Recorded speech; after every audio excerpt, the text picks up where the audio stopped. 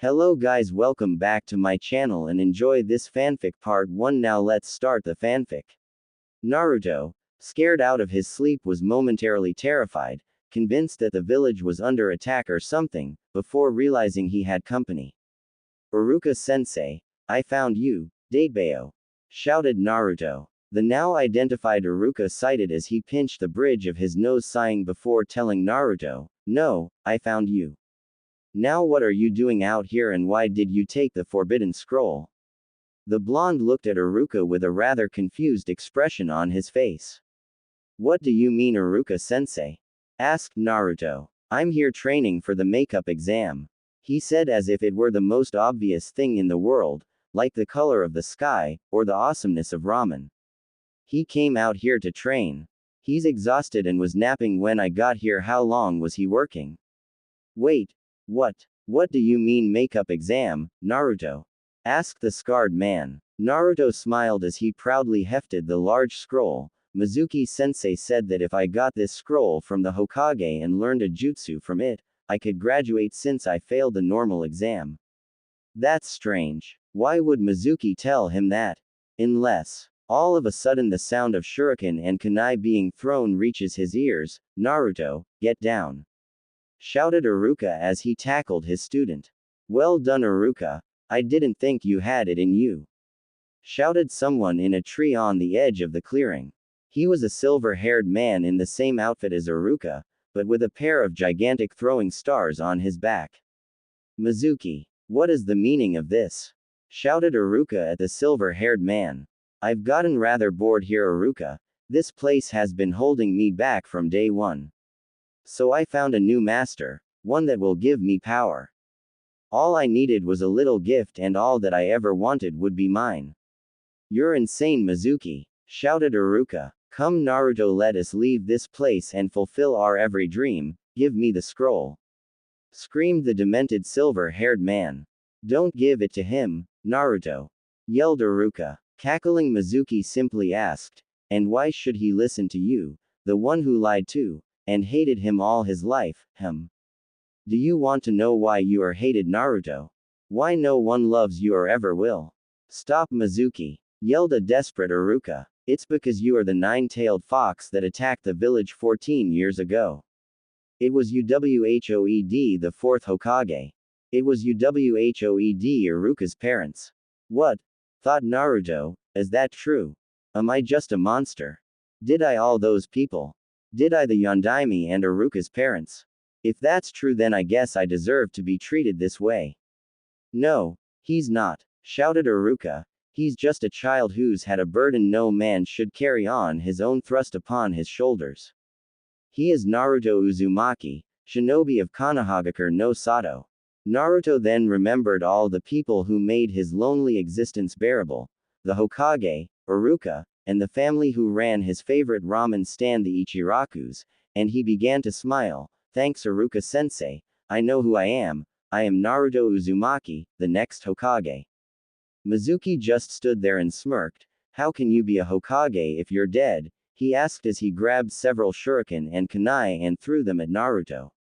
"Shit," thought Iruka as he tackled Naruto, getting him out of the line of fire, thus making the kunai hit him instead and pinned him to a tree.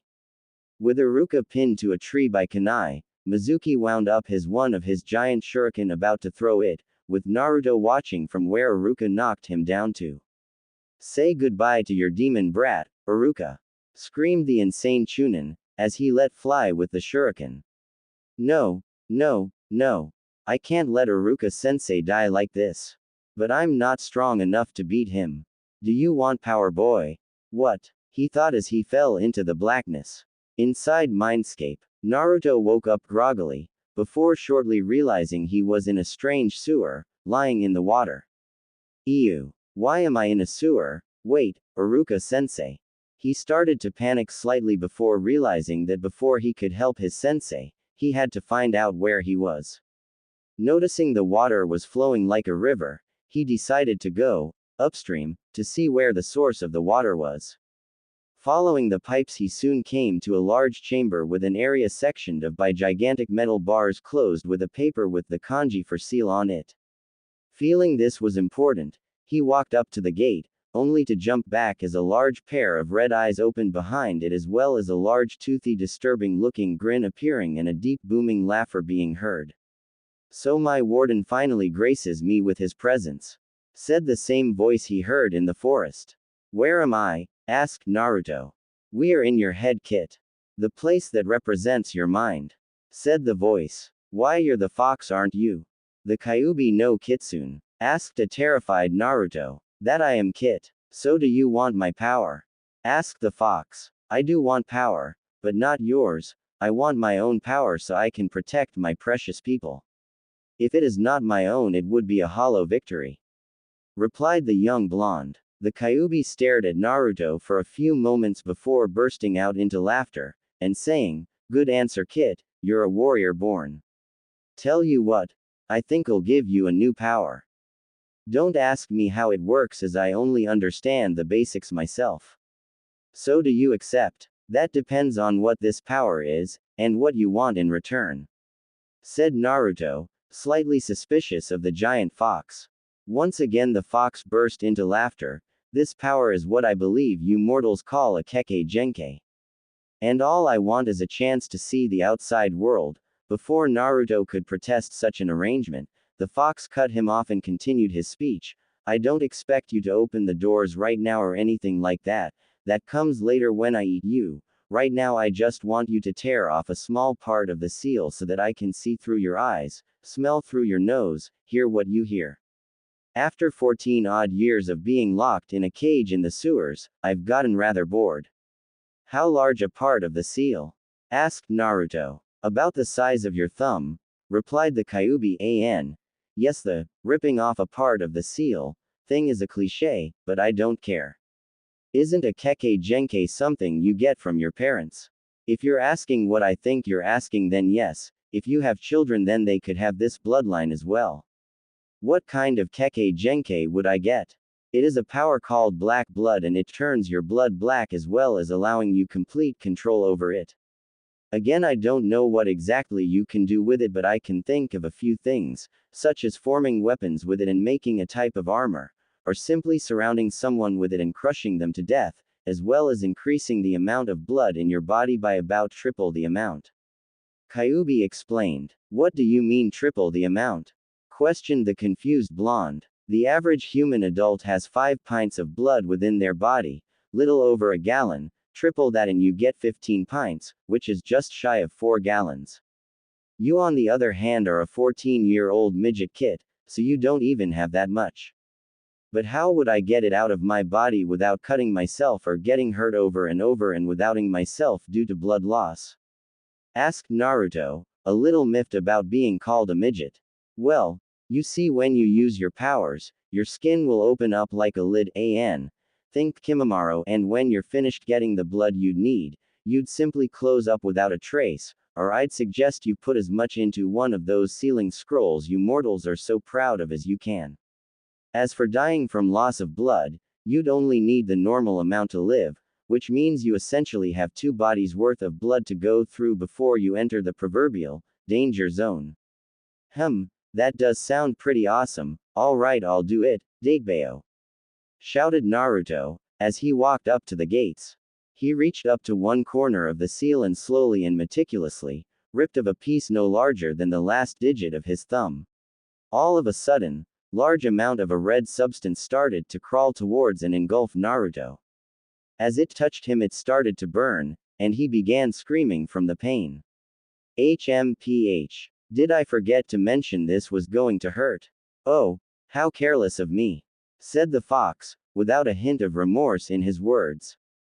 Naruto soon collapsed on the floor of his sewer, panting for breath as he glared at the fox.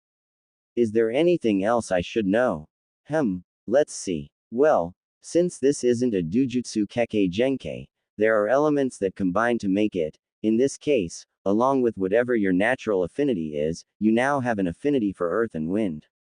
"What do you mean?" asked the clueless blonde. "Very well, you idiot Kit, I'll explain. Mortals usually have what are called affinities to certain elements, which means that using a jutsu from that element is not as taxing as another. Take you for example, unless your natural affinity was already for fire. Now that you have that black blood, a fire jutsu will always cost more than either an earth jutsu or a wind jutsu. Sugoi. So I have 3 affinities now? Asked a suddenly hyperactive Naruto. Silence. Screamed the fox, instantly getting Naruto to calm down. You might have 3 affinities, kid. Earth or wind might have already been your natural affinity. Scolded the fox, leaving a sheepish Naruto. So my blood is now black. You said I had complete control of it. How does that work? How do I control it? Wondered Naruto. Yes, it is, and from my understanding, you simply have to channel chakra to your black blood and then it will bend to your will. Now I believe you have a teacher to save Kit. Iruka sensei. Holy crap, I forgot all about him. How do I get out? How do I get out? Screamed a now panicking Naruto as he ran around in circles, waving his arms around like a maniac. If you allow me to speak, I will answer you. If you wish to leave, all you simply have to will it. But before you go, I don't suppose you could do something about this place, could you? It is rather depressing, said the fox. I'll do as much as I can when I have the time, promised Naruto, even as he felt once again that he was falling into darkness. Real world. Naruto came to just in time to see that the giant shuriken that Mizuki had let fly had moved perhaps a foot from where it had been before he had met with the fox. Thinking quickly, he remembered the fox's words on how to control the blood and his idea of using it for armor. He jumped between Iruka and the shuriken, and held up a hand palm out. He then focused as much chakra as he could into the blood vessels in his forearm and hand and thought about the blood hardening. As Iruka watched in horror, and Mizuki watched in glee, the shuriken got closer and closer and then struck Naruto's outstretched hand. But rather than cutting his hand off, it barely cut him before it stopped. Mizuki and Iruka watched awestruck as Naruto tossed the shuriken to the side and growled at the silver-haired man, "Just try to hurt Iruka-sensei, you piece of shit.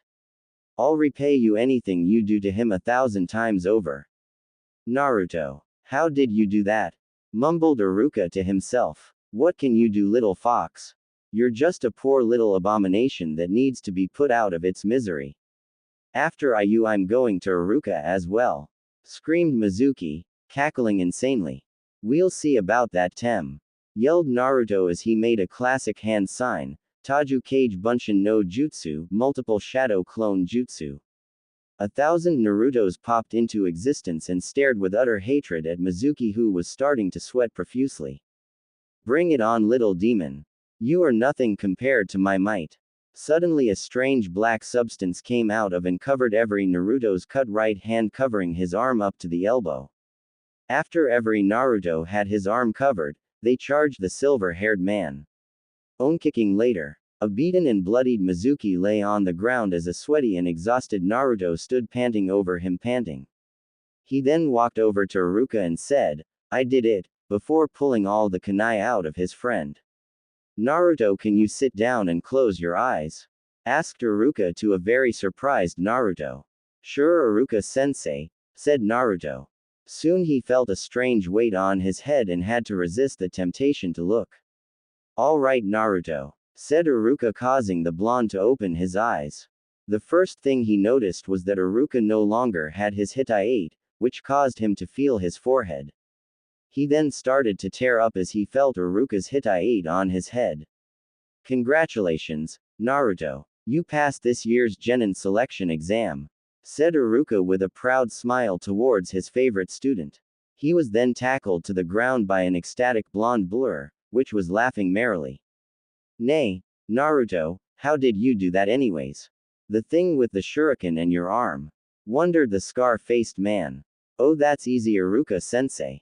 It was a Kekkei Genkai that the fox gave me. You're damn right I did, said the fox, startling Naruto for a second, but he decided to worry about it later.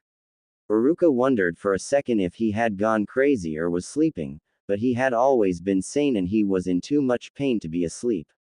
I'm sorry, asked a deeply confused Iruka. When Mizuki-tem threw that shuriken at you, the fox pulled me into my, I think he said, mindscape or something. Anyways, it asked me if I wanted power, and I told it only if it was my own power to protect my precious people, or else it would be a hollow victory. It then gave me a bloodline which allows me to freely control my blood as well as tripling the amount of blood in me. He then told me that if I didn't have it before then I have both an earth and a wind elemental affinity. It then said that I can give the ability to my kids if I had any. The new genin ecstatically explained to his sensei. Interesting, Naruto. Well, now that this whole fiasco is over, how about we give the scroll back to Hokage-sama, and then go have some ramen to celebrate? Yada. Ramen, screamed the blonde while going to pick up the almost forgotten forbidden scroll. As they left for the Hokage's office, neither one noticed nor cared that the Hokage's elite forces the ambush showed up and took Mizuki away. At the Hokage's office, Hiruzen Sarutobi, otherwise known as the Sandaime Hokage, looked at the young man who he considered a grandson and his teacher as they explained the events of the night. And then Naruto picked up the scroll and we came here, Hokage-sama. Finished Iruka, who was standing at attention in front of the Hokage's desk. Very well. Mizuki has been apprehended and been placed in a cell at the T&I department.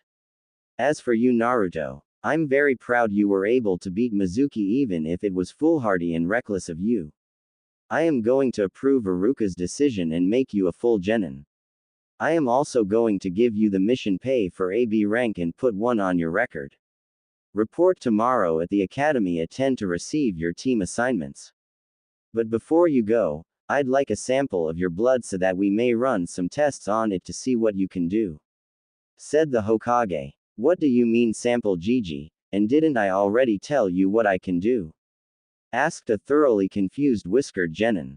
Well, Naruto, some abilities have uses that can only become apparent after serious study and deliberation. I just want you to live up to your full potential. Explained the aged man. Alright, Gigi, do you have something to keep the blood in? The Hokage thought for a minute before he called, Neko-san. After he called, a young woman with purple hair and a cat mask appeared kneeling before the Hokage, and asked, What may I do for you, Hokage-sama? Do you have some kind of container that we may use for a sample of Naruto's blood? Asked the Hokage. No, I do not, sir. But Tora is a medic, so he may have one. She replied as a man in a tiger mask appeared with a glass vial. Naruto, can you put some blood in the vial or do you need some sort of assistance? Asked Hiruzen. Thanks, Gigi, but Kyuubi told me how to do this. He said excitedly as he held out his left hand palm up. After about 3 seconds, 2 bisecting lines appeared on his palm and the skin split and blood flowed out. The 4 adults in the room looked worryingly at Naruto only to see that he didn't look uncomfortable in the slightest. After an amount of blood had come out, his hand closed without even so much as a scar. Fascinating, thought the Hokage and Tora. The blood then began to hover in the air in a sphere about 3 inches across, and Naruto started to sweat from the concentration needed to do this. The blood then began to flow into the vial. Naruto only got about 3/4 of it into the vial before his concentration broke and the rest fell onto the floor, the Hokage's desk, and Tora's gloved hand. Sorry, Gigi, said Naruto as he looked at the floor and the desk where his blood had fallen, looking both mentally and physically exhausted. It's all right, Naruto, replied Hiruzen, it can be cleaned. Now how about you go home and rest? You have a big day tomorrow. But Gigi, whined Naruto, Iruka-sensei promised me ramen.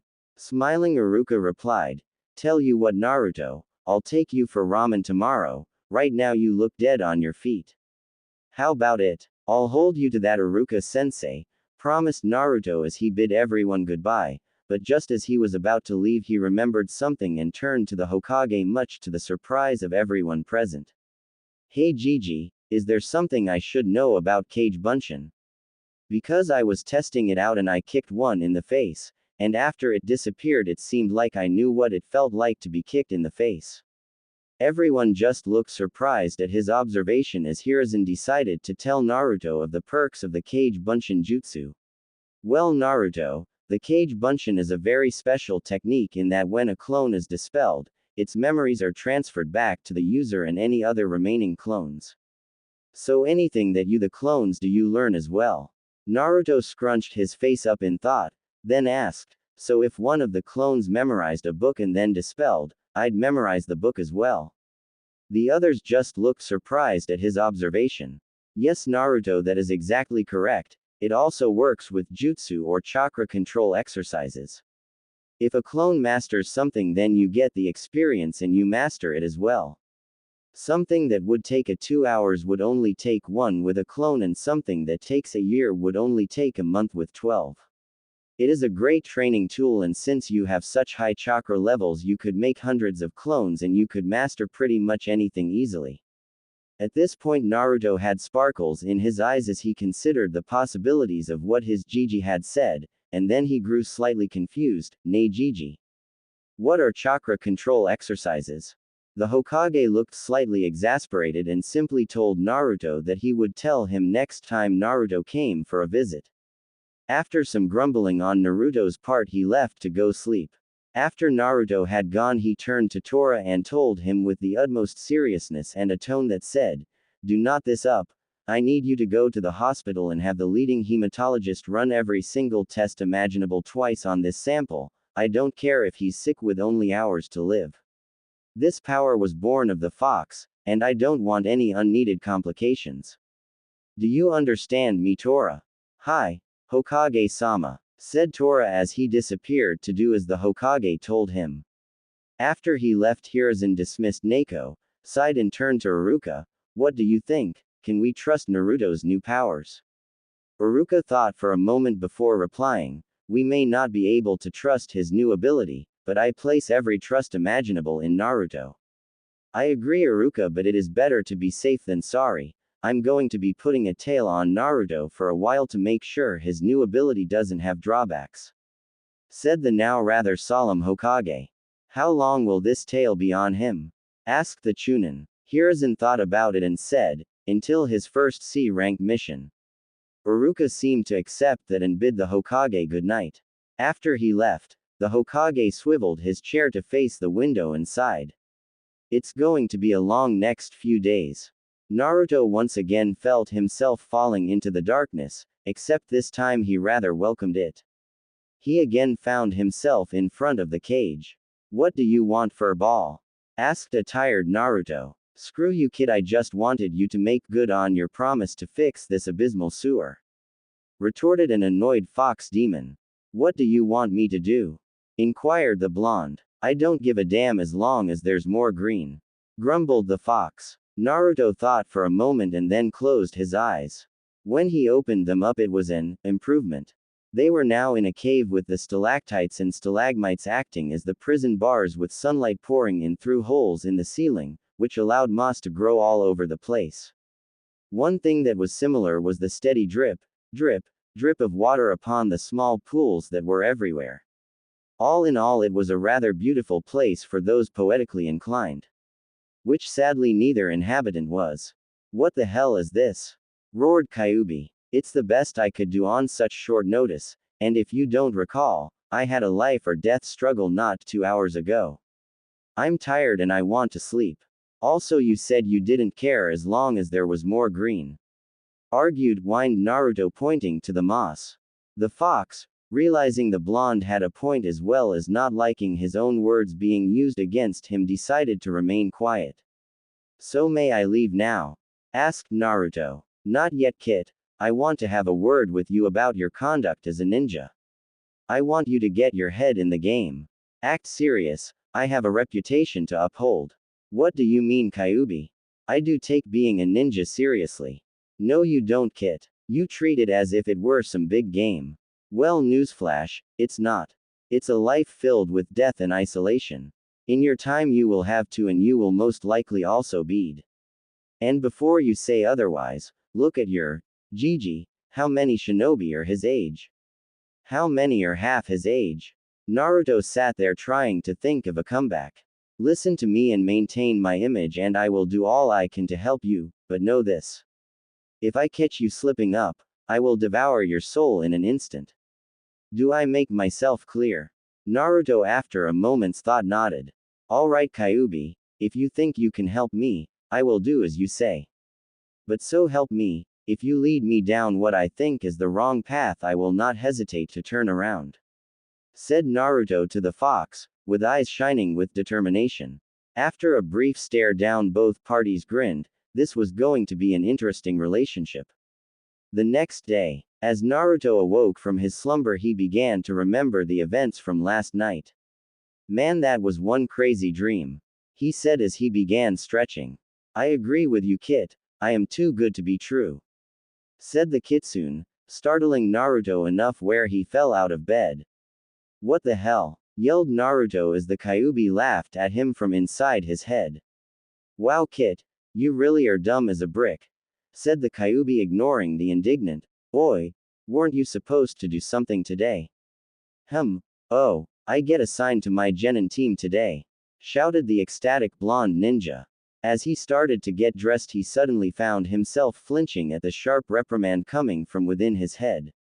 "I swear to whichever god you believe in most that if after today you wear those disgusting orange eyesores, I will follow my brother and give you such horrible nightmares you won't sleep for a month."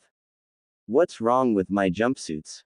shouted an indignant Naruto. "They are abominations, and to throw them out would do a disservice to the trash. As well as they are highly impractical in the field. You might as well just hold up a gigantic sign that says, 'Over here come me.' Also, you don't have to say your answers out loud.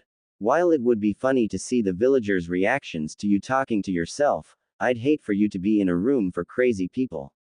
After a little more arguing, Kyuubi managed to convince Naruto to give up the jumpsuits. At the academy, as Naruto was walking in to get assigned to his team, he nearly bumped into another person. This boy was Kiba Inuzuka, another graduate who had fang tattoos on his face and what to Naruto seemed like a strange obsession with dogs. "Hey Dobi, what are you doing here? Only the people that graduated should be here," asked Kiba, shouting for no real reason. As Naruto was opening his mouth to respond, he listened to what Kyuubi told him to do, and so he just smirked, pointed to his Hitai-8, and walked past the flabbergasted dog lover. Looking around for a seat, he decided to take one near the middle of the class, in an empty row, and just observe the rest of the class. After a while, twin purple and red blurs shot into the classroom. One. As they stopped just inside the door, you could tell it was two young girls, one a platinum blonde, the other a pinkette.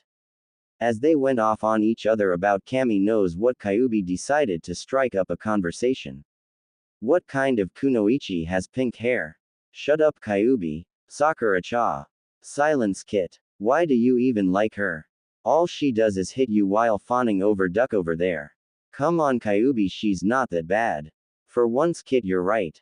She's worse." As they had their silent argument, Iruka walked in and saw that everybody was there, so he decided to start. All teams are canon, too lazy to do anything else. Team 7 had been waiting for over an hour and they had gotten bored. Sasuke was simply brooding in a corner, Sakura was fawning over him trying to strike up a conversation, and Naruto was hovering somewhere between states of consciousness. "Naruto!" yelled Kyuubi, startling Naruto out of his semi-conscious haze. "Yeah, if you're bored, why don't you practice with that gift I gave you?" "Because I don't know. Why not? Nothing else to do. What do you have in mind? Why not simply try to make shapes out of the blood?" Shrugging, Naruto held out his right hand, palm up, which didn't go unnoticed by his teammates, who were wondering both what he was doing and why he was even there. To their shock, Naruto's hand suddenly split open and some kind of black substance was pouring out. Neither could really look away from the spectacle, but for rather different reasons. "I think I'm gonna be sick," thought Sakura, turning a little green. "How is the Dobi doing that?" wondered Sasuke, finding himself interested despite his self-imposed aloofness. Then the liquid began to form shapes. It first turned into a slightly lopsided sphere, then a star, then a rectangle, a heart, a pyramid, switching to seemingly random shapes at seemingly random times, though as time passed, the shapes got less defined and he was starting to struggle. "Dobi, what are you doing and what is that stuff?"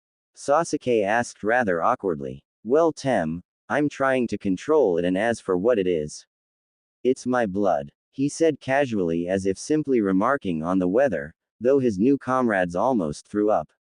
What the hell? Why is your blood black? I mean, I've seen it before and it was red, and how the hell are you controlling it? Screeched the pink-haired Kunoichi, nearly deafening both of the males. Worse. Shut up. After digging in his ear with a finger so he could hear again, he simply responded, it's my Kekkei Genkai, I unlocked it last night. For his part, he and Kyubi were holding their laughter in at their flabbergasted expressions. Sasuke was the first to come out of his stupor, and seemed to take it personally that the Dobi could have a bloodline and that he unlocked it before Sasuke himself unlocked his, so he once again retreating to a corner to brood.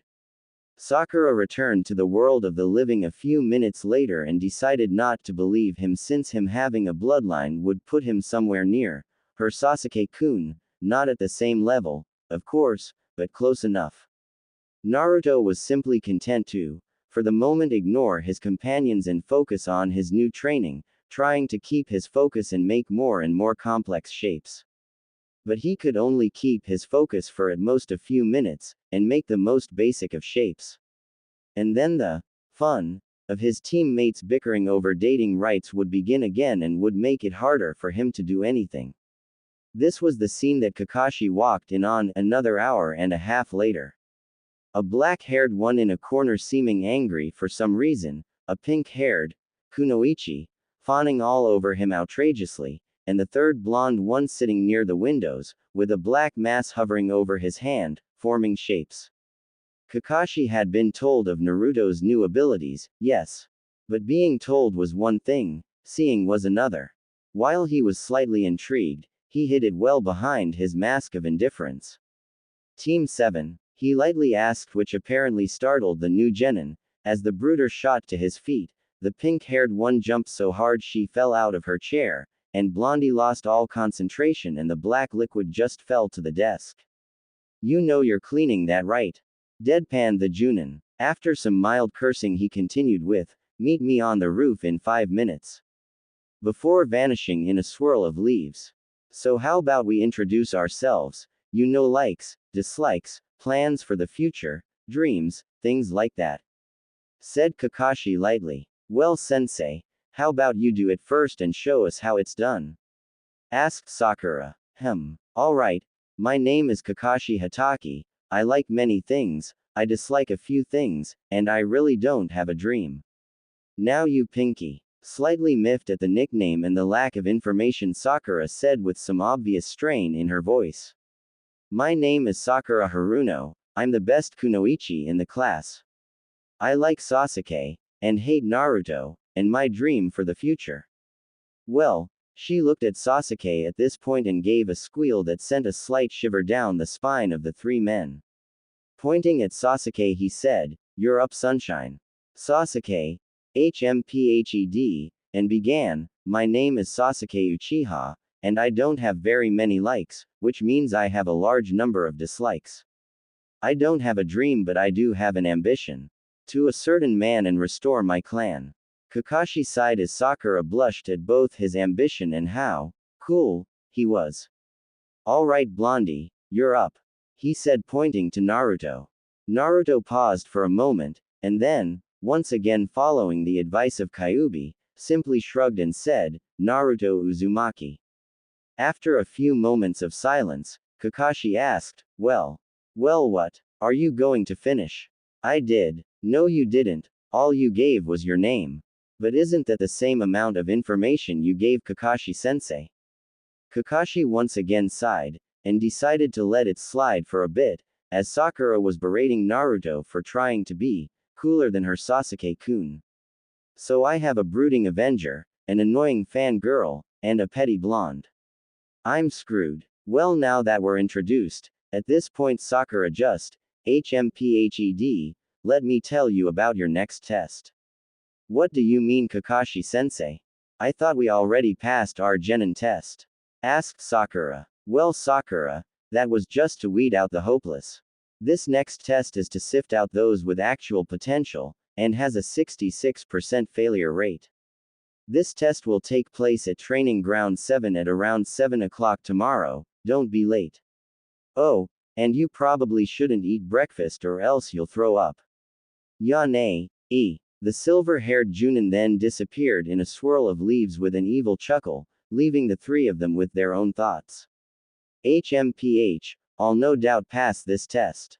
These losers probably won't, and then I'll be apprenticed to a Junin and I'll get strong enough to him. I don't care if Naruto passes, I just want to be with my Sasuke-kun. I really hope I don't have to do all this crap again. Too many life or death struggles are bad for you.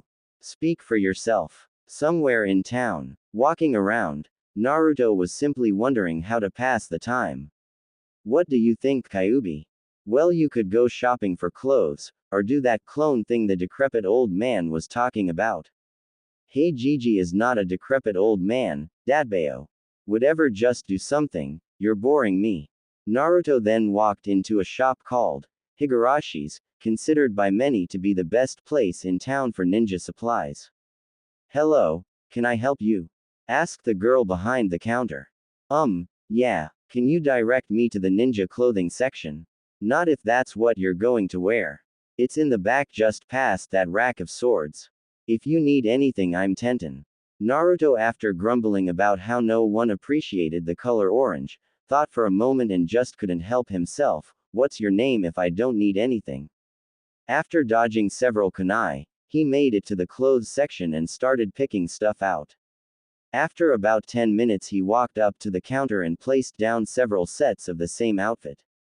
Black shinobi pants, black shinobi sandals, with a dark green camo jacket, and an orange sash. He just couldn't completely give up the orange, along with a new set of kunai and shuriken. He didn't buy any shirts since the Kyuubi decided that the black undershirts he usually wore would suffice. Is that all? Asked Tenten. Unless you think there's something that could help me train. Said Naruto. We have some weights if you'd like some. So Naruto picked some arm and leg weights as well as a vest, all of which were adjustable. Then, after paying for everything, Naruto took the clothes to his apartment, changed, put on just enough weight to make it hard to move, and went to go train for a bit, since it was only around noon. 2. Random training ground. Naruto was wondering of what to do when Kyuubi told him, why not send a clone or two to the old man and ask him for one of those exercises, and go send a couple to the library for some books. Ah, but books. They're boring. Perhaps I phrased it wrong, Kit. Send about 10 clones to the library now. Although, you should probably henge them so nobody wonders why there are 10 of you at the library. Fine, you stupid fox. About 3 hours later, over 100 Naruto clones were lining up with their own separate trees, all had bruises and scratches, and all were panting. Another 100 clones were working on controlling the black blood. All the while that this was happening, the real Naruto was simply working on his body, push-ups, pull-ups, sit-ups, laps, punching and kicking a training log, and throwing kunai and shuriken. This was the scene that Iruka walked in on as he was about to take Naruto for some ramen. Wow, he only heard about it yesterday and he's already using the Kage Bunshin shadow clone to help him train. He's going to be terrifying in his prime. Hey Naruto, how about we get that ramen I promised you and you can tell me about your new sensei? Sure, Iruka sensei, just let me do something, he responded as he turned back to his clones. Alright, if you're almost out of chakra, dispel. The rest of you henge and go to the library and just read whatever. At this point, most of the clones dispelled, leaving only around 10 with the original Naruto and those at the library, giving them a massive case of memory overload and a huge headache. Ah, what the hell? Screamed the blonde. Well, that's what happens when you get several weeks' worth of memories in a single second. Explained Iruka. So dispel slowly next time, right? Yeah. Naruto's apartment next day. Naruto was about to leave, when Kyuubi asked, Kid, why haven't you eaten anything? Well, Kakashi-sensei told us not to since we would puke. No, he suggested you not eat. There is a rather large difference. Besides, if he is going to work you as hard as he said, then you're going to throw up regardless of whether or not you have something in your stomach, And if he's as late as he was yesterday, then anything you eat now will have been mostly digested by then. I suppose you have a rather good point, Kyubi. Do you think I should send some clones to the library now? Sure, Kit. You should also leave a number here to practice wall walking and then ceiling walking. Training ground. Hello, Sakura-chan, Tem. Said Naruto casually. Dobi, what are you wearing? Asked Sasuke. Yeah, Naruto. Stop trying to impress me. It's not going to work. Sasuke is my one and only. Yelled Sakura. Why is the first thing you think when you see me doing something different, is that I'm trying to impress you? Are you really that full of yourself? How could I not have noticed? Because you're a moron. Because that's the usual reason, replied Sakura smugly. Naruto shrugged, not able to deny the truth behind the words, and simply said, I felt like a change. I'm a ninja now, so I should at least look the part. Whatever, Dobi, new clothes or not, you're still going to fail this test. Once a loser, always a loser. Naruto shrugged again and sat in the shade to work on his blood control, which with the work of his clones had increased dramatically. 3.5 hours later. Training ground. Yo, said the silver-haired Junin. You're late, screeched Sakura. Hey, well, my alarm clock was broken, he said as he pulled one out of his hip pouch, which was working perfectly, and a pair of bells. Alright, your job is to get these 2 bells from me before noon, which is an hour and a half away. If you can't get a bell in that time, you will be tied to a stump and I will eat your lunch in front of you. As Sakura and Sasuke's stomach growled, all 3 genin had the same thought. So that's why he didn't want us to eat. Everyone noticed that Naruto's stomach hadn't growled and stared at him. Naruto, for the umpteenth time that day, shrugged and said, it was only a suggestion. You only have to get 1 bell. There are only 2, so one of you will definitely be tied to the stump, and the person who doesn't take a bell fails. So at least one of you will be sent back to the academy. If you want, you can use shuriken and kunai, you won't succeed unless you're actively trying to me. Said the Junin, much to the shock of the 3 genin. But, you'll be in danger. Shuriken and kunai are lethal weapons. Shouted the smartest member of the team, Sakura. I highly doubt that. In fact, I'm pretty sure you're more in danger of hurting yourselves with those pointy objects than you are of hurting me. He replied cheerily. At this, the 3 genin were seething and ready to attack the man. He let the statement hang in the air, just to get that extra juicy dose of weaker intent from his genin. Now, begin. As he said this, all 4 of them jumped in different directions, with Kakashi going to the middle of the clearing. A rather nice breeze began to blow across the training field. The Junin looked towards the forest. Not bad. I can sense them, of course, but they could probably hide from any genin to low-level Chunin opponent. As he thought this, he felt a presence behind him and turned to see Naruto just standing there nonchalantly. Not. You know that you're supposed to be hiding, right? Wondered the Junin. Something tells me that even if I tried to hide from you, I wouldn't be able to. I mean, you are a Junin for a reason. If a genin could sneak up on you, then you at your job. Said the boy to the Junin. Thanks for bringing up that point, Kyubi. Thought the boy to his demon. No problem, Kit, though I am going to have to stop spoon feeding you the answers. Said the Kyubi. Oh, you caught that? Asked Kakashi. There's also no way that a fresh from the academy genin could so much as touch you without a direct line to Lady Luck, so something else is going on. I don't know what that something else is, but there you go. Impressive. He figured about half of it out. I'll have to silence him before he can tell the others. Thought Kakashi. As a Junin sensei, I am supposed to teach the 3 basic shinobi arts.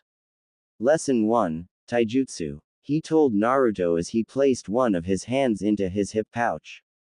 Isn't taijutsu hand-to-hand combat?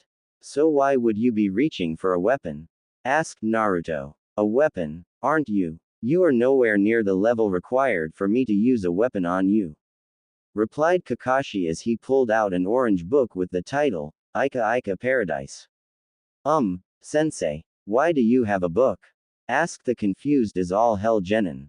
Why? So that I can figure out what happens in the end, responded the silver-haired Cyclops. With this blatant disrespect, Naruto proceeded to pull out 2 kunai and shuriken and throw them at the man. He then pulled out another kunai and charged as Kakashi caught one of his kunai, blocked the rest of the projectiles with it, and then dropped it. When he reached the Junin, Naruto quickly tried a horizontal slice to cut the man's head off, which was even more quickly ducked under. Naruto then twisted his body in order to heel kick the man, which Kakashi dodged by moving to his left. Naruto then took another swipe with the kunai only for the man to jump backwards. Naruto used the momentum for his swipe in order to spin full circle to increase the power when he threw his kunai. But no one was there. All of a sudden Sakura burst out of the bushes screaming, "Naruto, behind you!" At this Kakashi started saying, "Tula," before getting interrupted by 4 black spikes shooting out of Naruto's back. Shit. He has way more control over it today than he did yesterday. Kakashi screamed in his mind. What were you saying, Kakashi-sensei? Asked Naruto, before getting curb stomped into the river. Well, that didn't go as planned. Thought Naruto to himself underneath the water. What the hell did you expect? You said it yourself, you wouldn't be able to lay a finger on that guy. So what am I supposed to do? Naruto thought back as he used chakra to stick to the bottom of the pond. Think about what he said. There are 2 bells but 3 of you, which would be a 66% pass rate, but yesterday he said it was 9 out of 27, which is 33%. That means that either only 1 of each team will pass, or 3 out of 9 teams of 3 will pass. Now, what does that mean? How the hell should I know? The only thing I can think of is that we are supposed to work together. But, having only 2 bells would make it so that we would fight. Exactly, Kit. What better way to defeat your enemies than to pit them against each other? You may have a point there, responded the blonde as he ceased using chakra and started to swim to the surface. Did he drown Naruto? Was the combined thought of the 3 people above the water as Naruto hadn't surfaced in over a minute. All of a sudden a number of shuriken began to shoot out at Kakashi, which he simply caught. So you were simply trying to get me to lower my guard, thinking that you had drowned? Asked the man. Not really, I was just thinking, and I think I may have figured out the true nature of this test. Oh, and what's that? I really don't see the need to tell you, responded the whiskered genin as he charged the man with what appeared to be a staff made of his blood. As the 2 were having their conversation, a Naruto came up on Sasuke and Sakura at the same time and said the same thing. We need to work together. Whatever Dobi, I don't need dead weight, and you'll just hold me back, said Sasuke, as he went off to find a good place to fight Kakashi, leaving the clone to dispel itself. No way in hell, Naruto. The only one I'll work with is Sasuke-kun, screeched Sakura as she went off into the forest to get away from another Naruto clone, who also dispelled itself. Well, what do you know, he really did figure it out, thought Kakashi as he dispelled the clone that had been distracting him. What to do? What to do? What do you think, Kyuubi? Asked Naruto from his position in a clearing. Maybe you should wait until they get their kicked, and then ask again, responded the fox. After having a rather pleasant discussion about which type of meat is the best, Naruto said pork while Kyuubi said rabbit. They hear a scream. Looks like Sakura is out of the running, thought Naruto to the Kyuubi. Probably. Let's go wake her useless up, Kyuubi commanded Naruto. Searching through the forest, Naruto felt a large flare of chakra. Satem is fighting too, huh? I'll find Sakura first and then go scrape him off the forest floor. Soon enough they come upon an unconscious Sakura, and began shaking her to get her awake. Sakura-chan, you need to get up, we need to work together. Soon enough, Sakura began to stir. As she was waking up she started to mumble and then without warning, pounced on Naruto, screaming, Sasuke-kun. After realizing what was going on, she immediately let go and slapped Naruto. Naruto, What are you doing, you pervert? Stop trying to feel me up while I'm unconscious. She scolded. What did I do? I was shaking your shoulder trying to wake you up when you jumped on me. And indignant blonde shouted back. Whatever, Sasuke-kun. Now look what you did. You distracted me so I would lose track of Sasuke-kun and he would die, so that you wouldn't have competition, didn't you? She screeched, accused it of him. I've heard blondes are stupid, but I guess they only hold second place when the pinkets are involved. I was trying to wake you up, Dadbao. Insisted the blonde as Sakura ran off into the woods. Well, that was a dud deal. He mused to himself, waiting for something to happen. Ah, Sasuke-kun is just ahead. Sigh. Let's go check it out, Kyuubi. I say let them stew in their own filth.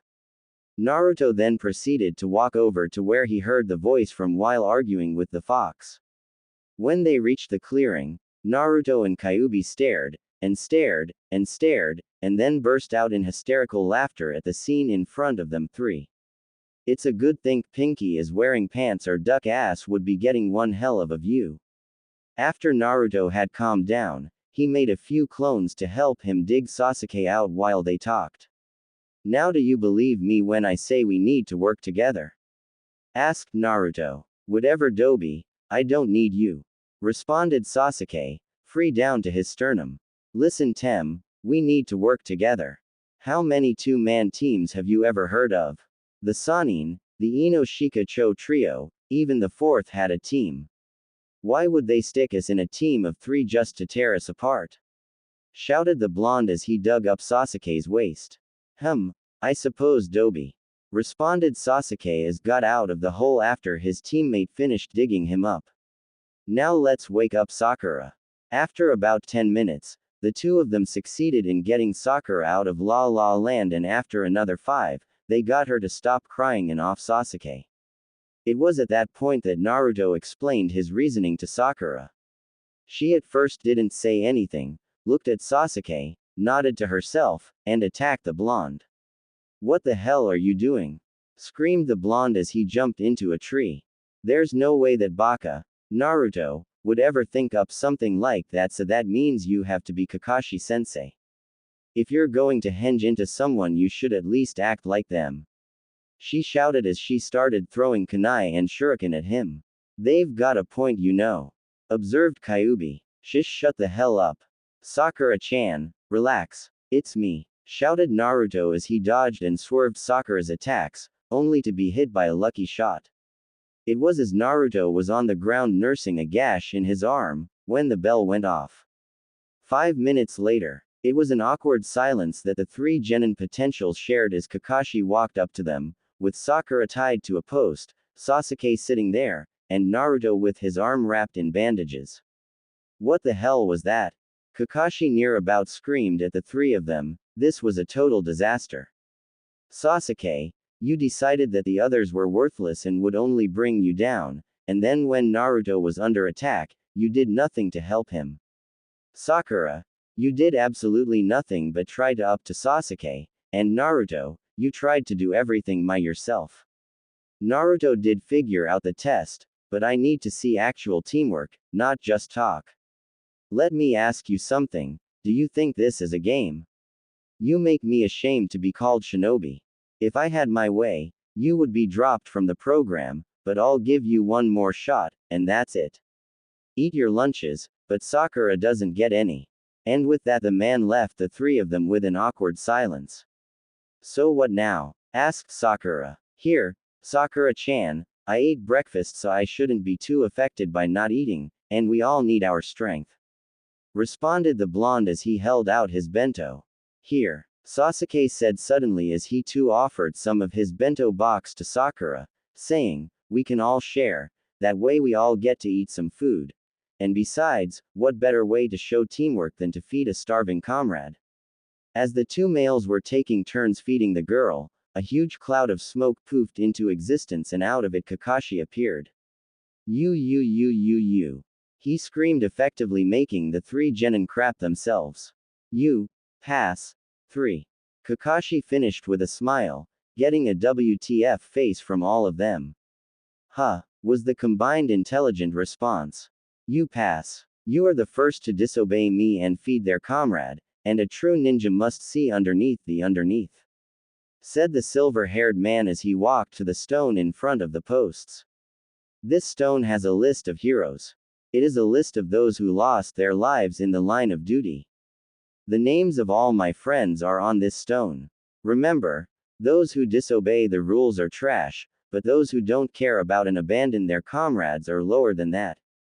As he was talking, the three children were hanging on every word like a lifeline. He's awesome. Now that concludes the training for today. Meet me here at 7 a.m. Tomorrow we begin our duties as Team 7. The Junin shouted as he gave the three a thumbs up. Yeah! Screamed Sakura and Naruto. Hokage's office 1 month later. The past month became rather routine for Naruto. Wake up, send several shadow clones to library, train with other shadow clones in control, meet up with team, do teamwork exercises for a few hours, eat, do a mission, train some more, go home, eat, go to bed, sleep. Wash, rinse, and repeat. Naruto once more followed the fox's advice and started pumping as much blood as he could into a pair of sealing scrolls, which led to an incident where he had to go to the hospital from lack of blood. With his exercises in control of both his chakra and blood, he is now able to make rather complex shapes for longer periods of time, however, the more complex, the less time he can control it. The third Hokage was sitting at his desk once again reading the report on Naruto's blood sample. Subject: Naruto Uzumaki. Full report. This new type of blood, while exactly like normal blood in most ways, has distinct differences to normal blood. The most obvious being that it is black. This is due to the fact that it has several times more iron than normal red blood cells, which given the subject's control over it could make it a very versatile and deadly weapon. It also has no discernible blood type. When placed with other samples of blood, the subjects, for lack of a better word, infects the normal blood, turning it into the black blood as well, meaning that the subject could make near infinite amounts by taking the blood of others. It is unknown what would happen if it were to be placed into a living host, but with the aspect of control, it could have very interesting mission aspects. However, when placed with other blood with a Kekkei Genkai 5, it reacted in an extremely violent manner, injuring several of my assistants. When the blood infects another sample, the sample becomes like the black blood in every way. Report end. Hiruzen sighed as he took a draw from his pipe. I should get Naruto a physical to see how his body has acclimated to the blood. Just then, a rather scratched up Team 7 walked in, carrying 6, a struggling brown cat with a red ribbon in its hair. Capture Tora mission complete, Hokage-sama. Reported a saluting Kakashi, who coincidentally didn't have a scratch on him. Acknowledged Kakashi. I'll have your team's pay when you walk in tomorrow, said Hiruzen as he placed the demonic feline in a cage to be delivered to its owner. All right, so what do you want to do next? We have painting a fence, carrying groceries, cleaning up lit. Hell no, Gigi. I want a real mission. Something that's an actual challenge, yelled Naruto. He does have a point, Hokage-sama, said Sakura, while Kakashi just looked impassive, and Sasuke, as usual, brooded. Very well, Naruto, I think I have the perfect C-ranked mission for you, he said as he pulled out a scroll. You will be escorting your client to his home in the Wave Country. You will protect him from things like bandits and thieves. He then raised his voice and said, send him in. After a few moments, 7, the door opened and in came an old man with gray hair, a huge backpack, a straw hat and a bottle of sake. This is my escort. I wanted ninja, not a bunch of brats, he slurred. I assure you, sir, that I have the utmost faith in my team, said an inwardly annoyed Kakashi. Whatever, as long as I get home safe and sound, I don't care. My name is Tazuna, bridge builder extraordinaire, he said, puffing out his chest. You leave tomorrow at 7 for your mission. Good luck. Oh, and Naruto, Kakashi, stay here, I have something I want to give you, said the Hokage as he held up a couple of copies of the medical report. You leave tomorrow at 7 for your mission. Good luck. Oh, and Naruto, Kakashi, stay here, I have something I want to give you, said the Hokage as he held up a couple of copies of the medical report. As the others left for the day, the two walked up to the Hokage's desk and accepted the files. After a few minutes of reading, Kakashi put his down and simply said, "Well, that's interesting. So does that mean that I could control people with my blood?" asked the rather nervous Genin. In theory, yes, you could also halt all the blood flow in their bodies, or simply tear it out of them in an instant. Though that would be a little gruesome, said Kakashi. After a second's thought, Naruto asked, "Gigi, could I ask for a favor?" "Oh, and what would that be?" "When we are done with this mission, could we head to the ruins of Uzushiogakure?" The tension in the room becoming immediately palpable, the Hokage activated the privacy seals, and urgently asked, "How do you know of that place?" "Well, about 2 weeks ago, one of my clones came across the term while reading a book on the elemental nations." Flashback no jutsu. "Man, I'm bored," grumbled one of the Naruto clones disguised as a middle-aged man, while he flipped through the glossary of a random geography book he pulled off the shelf. "Let's see. Oni no Kuni, interesting but no. Shimo no Kuni, don't really like the cold. Tori no Kuni, too many nobles. Tsuki no Kuni, never really thought of the moon, always asleep when it comes out. Sum no Kuni, nah, Kiba's mom is terrifying. Uzu no Kuni, hey Uzumaki, Uzu no Kuni, sounds interesting," he thought as he began to once again flip through the pages. Let's see what the book has to say. Uzu no Kuni, located off the coast of Hai no Kuni, and home of Uzushiogakure and the infamous Uzumaki clan, known for their vibrant red hair and powerful chakra. Also known as the village of longevity, due to its inhabitants' notoriously long lives. The shinobi of this village were also notorious for their skills in fuinjutsu, which allowed them to do things with chakra thought impossible beforehand. The village was well known for its relationship with Konohagakure, with the Uzumaki being one of the 3 clans which helped found it along with the Senju and the Uchiha, as well as for the Uzumaki clan's relationship with the Senju clan, with the first Hokage marrying one of its members. In fact, this relationship between villages led to the Uzushiogakure symbol being put on the flak jackets worn by Chunin and Junin level shinobi of Konohagakure as a symbol of trust and friendship between the villages. Unfortunately, the village was destroyed and its people, if not wiped out, then scattered to the winds, during the Second Shinobi War, which has had a major impact on the world of shinobi and fuinjutsu, which may never be recovered. My clan was famous. They had an entire village. Why has nobody told me about this? Is this why I don't have a family?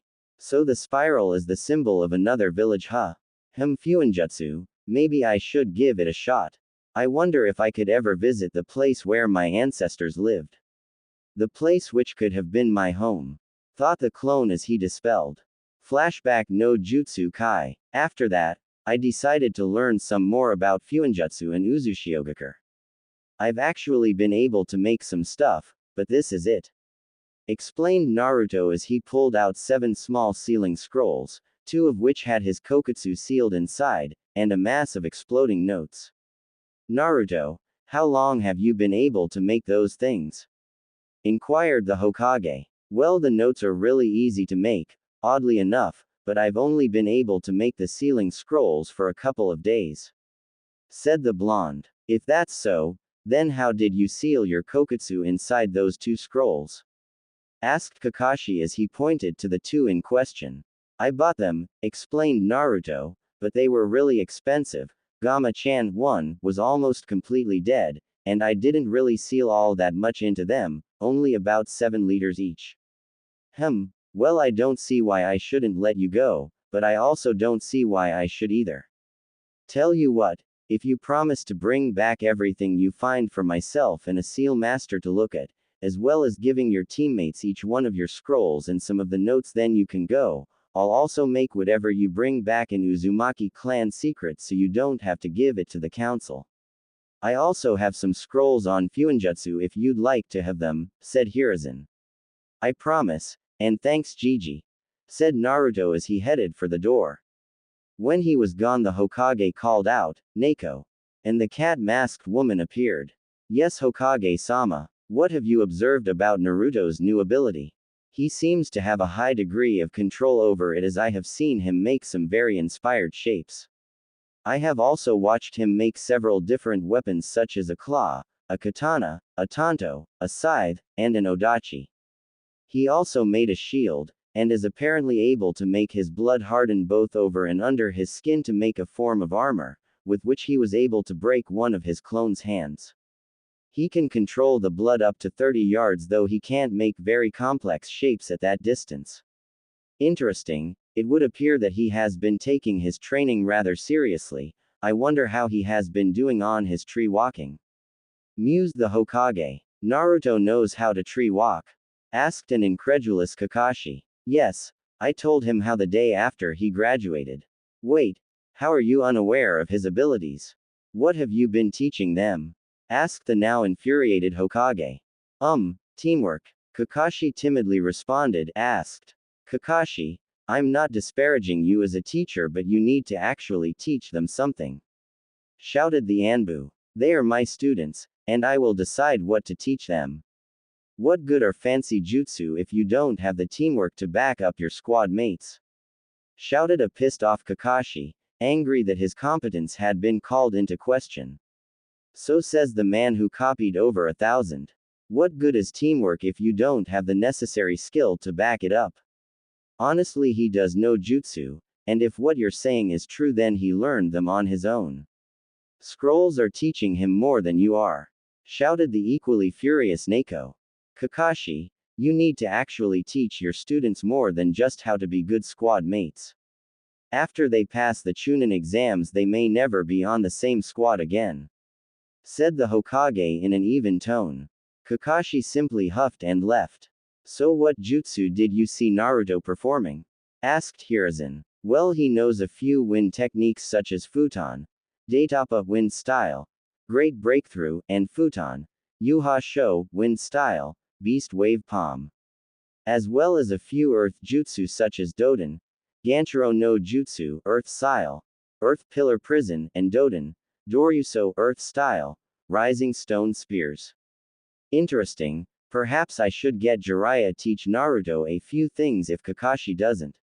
Like what? A few more shadow clone techniques like Shuriken Cage Bunshin, Shuriken Shadow Clone, Kunai Cage Bunshin, Kunai Shadow Clone, and Bunshin Daibakua Clone Great Explosion, some more seals, and how to control his tenant's chakra. Responded the old man. I just hope Kakashi comes to his senses and actually decides to teach them. So do I, Neko. So do I. Next day, main gate 7 a.m.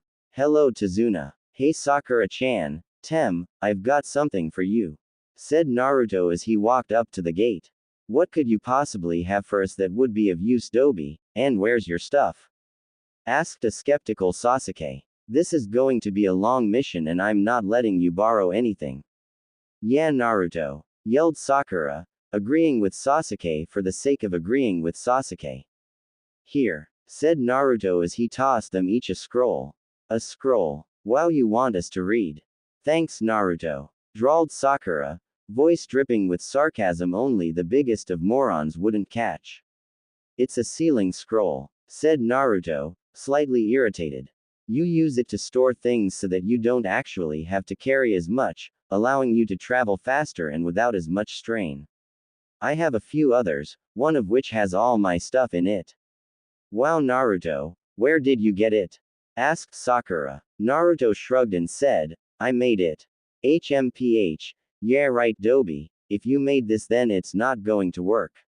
You probably just bought it somewhere and said you made it so you don't seem as useless. Jabbed Sasuke. Yeah Naruto, shouted Sakura again. If you don't want them then give them back. Said Naruto. No way Naruto, these things are valuable. Shouted Sakura. They are. Asked Naruto. I just thought the store where I got my first two was really overpriced. Well, if you did make them you could sell them. Said Sasuke. What about these? Asked Naruto, pulling out around 100 explosive tags. What the hell are you going to do with all of those? Screamed a panicking Sakura. I don't know. Set him off. Responded Naruto. Where? The Hokage mountain. Sakura was now getting slightly hysterical. Do you guys want some? Asked Naruto, not really caring for the slight mental breakdown his teammate was going through. Sure, said Sakura, calming down in less than a second. Sasuke just shrugged and held out his hand. After giving them each 30 tags, Naruto sat down near the gates to read one of the scrolls on Fuinjutsu the Hokage gave him. Main Gate 730. Hello everyone, said Kakashi nonchalantly as he walked up to the gates. You're late, screamed Sakura. Sorry, I was packing and I didn't notice the time, said Kakashi apologetically. Then you should have packed yesterday, said Naruto as Sasuke nodded. Is everybody ready to get going? Asked the Junin, completely ignoring the blonde. No, Kakashi-sensei, I was waiting for you to show up so I could ask you to wait for a few minutes while I fed my fish. Deadpanned Naruto. Anyways, do you want one? Asked Naruto holding out a sealing scroll. I don't see why not, said the silver-haired man after a moment's consideration. As he sealed his pack into the scroll, he turned to his team and client and said, all right, if we leave now, we should only have to camp once and we'll be there by noon tomorrow. Sasuke, Sakura, we have an addendum to our mission. What is it, Kakashi-sensei? Asked a nervous Sakura as Tazuna sweated in the background. Something which did not go unnoticed by the three male shinobi. When we are finished with the mission, we are going on a side trip to a place called Uzushihyogakur. Which made Tazuna confusingly sigh with visible relief. We're going to an allied village? Asked the confused Pinkett. No, we're going to its ruins. The village was destroyed in the early years of the Second Great Shinobi War. So why are we going there? Asked Sasuke, finding the whole conversation pointless. Because I asked a favor of Gigi. Explained Naruto. What do you mean, Naruto? Asked Sakura. I asked if we could go there after our mission was over with, since it wouldn't be too far out of our way. Why would you want to go there? Because I want to see my home, said Naruto cryptically. What do you mean, your home, Dobi? Konoha is your home. I'll give you 3 guesses as to who said that. It's the village where my clan came from, said Naruto. What clan? You don't have a clan, you're an orphan, said Sakura. Naruto sighed, as he pulled out the book he found 2 weeks ago, turned to the pages on Uzu, and held it out to Sakura. As she read, with Sasuke reading over her shoulder, their faces went through several changes, not the same ones at the same time, of course: confusion, shock, disbelief, disdain, anger, fear, and fascination being some of them. What? Naruto's clan helped found Konoha? Why weren't we taught this in class? If this is any indication, then I seriously need to stop harassing him before he goes postal on me. HMPH, whatever. Couldn't have been that strong if they were wiped out. Well, now that that's settled, let's get on with the mission. Random location on the road. About 5 hours later, Team 7 was on the road to Wave's border. Naruto took the lead with Sasuke, Sakura and Tazuna in the middle. Kakashi took the rear, making sure no one snuck up on them. Nay, sensei, does Wave have shinobi or a cage like Konoha? Too? Asked a curious Haruno. No, Sakura. Wave is more of giant port than an actual village. They don't have a shinobi academy, therefore no shinobi. Unfortunately, it also means that Nuke Nin tend to hide out there, said Kakashi without a care in the world while reading his book. Sakura paled when she thought of fighting renegade ninja. Sasuke just smirked in anticipation. Only the 5 great nations are allowed to call their leader a cage or shadow. Ho no Kuni, the land of fire, has Konohagakure, the village hidden in the leaves, and the Hokage, or fire shadow. Kase no Kuni, the land of wind, has Sunagakure, the village hidden in the sand, and the Kase cage, or wind shadow. Kaminari no Kuni, the land of lightning, has Kumogakure, the village hidden in the clouds, and the Raikage, or lightning shadow. Tsuchi no Kuni, the land of earth, has Iwagakure, the village hidden in the stones, and the Tsuchikage, or the Earth Shadow. And finally there's Mizu no Kuni, the land of water, with Kurigakure, the village hidden in the mist, and the Mizukage, or the Water Shadow. Said Naruto, who was also reading a book like his teacher, but it wasn't a smut one. Soon the group came across a puddle. That's weird. Why is there a puddle there? We haven't had rain in days, it's a hot dry day, and we're nowhere near a water source. Plus the ground is dry and dusty, so it should be absorbed into the ground by now. Realizing that something must be up, he looked back at Kakashi and made the slightest of motions with his head, gesturing towards the puddle. Kakashi, astounded that Naruto noticed, simply nodded his head almost imperceptibly. Let's see what you can do, Blondie. Suddenly two people with the scratched headbands that signified they were missing nins of Kurigakure came out of said puddle and wrapped Kakashi in an odd chain. One down, said the one with his right hand in a strange gauntlet. As they tore Kakashi to shreds. To be continued. Immediately. After they, the Junin, righty went after Naruto as lefty went after Tazuna and Sakura. With Naruto. Just as righty was about to impale Naruto, he held up both his arms, elbows and wrists touching, forearms facing out with his palms pointing at himself, and said, Kokutsu Tate Black Blood Shield. And with that, a channels the length of his forearms opened on each of his arms, spewing out black blood to make a circle that was around 3 feet wide and 1 inch thick. As righty's gauntlet bounced off the shield with a loud clang, Naruto put both palms on the black mass and said, Kokutsu Kusari Black Blood Chain, making a large number of tendrils come off of it and wrapping around the missing nin.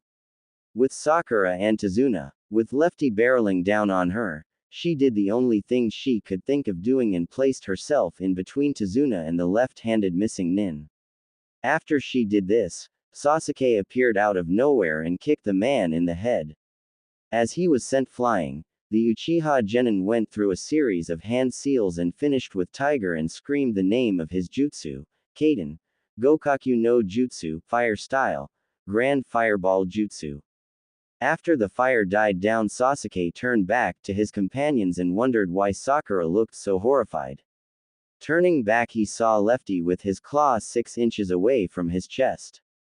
Unable to react, he could only stand there as his life flashed before his eyes. No, I can't die here. I still need to revive my clan. I need to him. All of a sudden the attack looked to be in slow motion. As he was wondering this strange new occurrence, Kakashi came back from the apparent dead and caught Lefty in a headlock, knocking the man out. Good work, team, said the cycloptic Junin. Sakura, I'm proud of you protecting the client. Naruto, I'm good work capturing Gozu. And Sasuke, it looks like you unlocked your Sharingan, said Kakashi, praising all of his students. The Dobi was able to capture one and I almost die. That's pathetic. I need to get stronger. With my new Sharingan, I can get strong enough to him, so I guess it's not so bad a trade-off. Thought Sasuke as he glared at the missing nin writhing on the ground caught in Naruto's Kokutsu Kusari, Black Blood Chain. Kakashi-sensei, you're alive? Asked Sakura. Of course, Sakura. Something like that would never me. Said Kakashi, playfully pointing at a pile of wood that signified a substitution 3. But why pretend you weren't when those two attacked? I wanted to see who their target was, explained Kakashi. Ninjas attacking ninjas is one thing, ninjas attacking civilians is another. He said, turning to Tazuna. We need to talk. As Kakashi and Tazuna were having their conversation, Naruto was simply examining the prisoners. Those are some pretty interesting gauntlets, said the Kyuubi. Perhaps. What about 'em? Why not take them? Why would I do that? If I want claws, I'll just make them with the Kokutsu. Oh, and if you're separated from it? If you're so low on chakra you can hardly stand. Face it, Kit, you need a weapon. Isn't that what kunai and shuriken are for? They're not really weapons, more like basic tools. Very well, I'll take them, said Naruto to the fox as he slipped the gauntlets off the missing nins and placed them into a sealing scroll, with the only one noticing being Kakashi. He then turned back to the others as they finished up the conversation. So what do you guys think? Asked Kakashi. We should continue the mission, sensei. Said Naruto. I agree with the Dobi, it would look good on our records to have an A- rank as a genin. Said Sasuke. And I wouldn't feel right just leaving Tazuna to die, said Sakura. Well, it looks like it's your lucky day, Tazuna, said a cheery Kakashi. Thank you. You have no idea what this means to me, said a relieved bridge builder. Just so you guys know, now that the Chunin level assassins failed, the nest will be stronger, possibly Junin. You will leave them to me and protect the client. Do you understand? Hi Kakashi sensei, course the 3 genin. Good. Now let's be on our way. Shoreline. As they came up to the beach, Tazuna walked up to a man in a boat and asked, Is everything ready? The man simply nodded and motioned for everyone to get into the boat. As they approached the other shore and saw the bridge, Naruto couldn't help but voice everyone's thoughts, albeit rather loudly. Damn, that's a big bridge, Dadbeo. As Kakashi admonished the genin, the boat pulled up to the shores of Wave Country, signaling that their boat ride was over. This is where I leave you, Tazuna-san. Good luck, wished the boat driver as he sailed away. Forest clearing. Naruto had just mentally scarred a rabbit, when all of a sudden a huge Zanbato-type blade cleaved through the air and embedded itself into a tree as Kakashi yelled for everyone to get down. Suddenly a man appeared on the handle of the blade, balancing perfectly as he stared at the 5 people on the ground. Sharingan number Kakashi. No wonder the demon brothers lost. If you don't mind, I'm here to the old man, so just hand him over. He said as Tazuna paled. Zabuza Momochi, demon of the Bloody Mist. Bloody Mist That gives me an idea, what are you doing here? He said as he pulled up his Hite 8 to reveal his Sharingan. I already get to see the Sharingan, I'm honored. I'm here to the old man.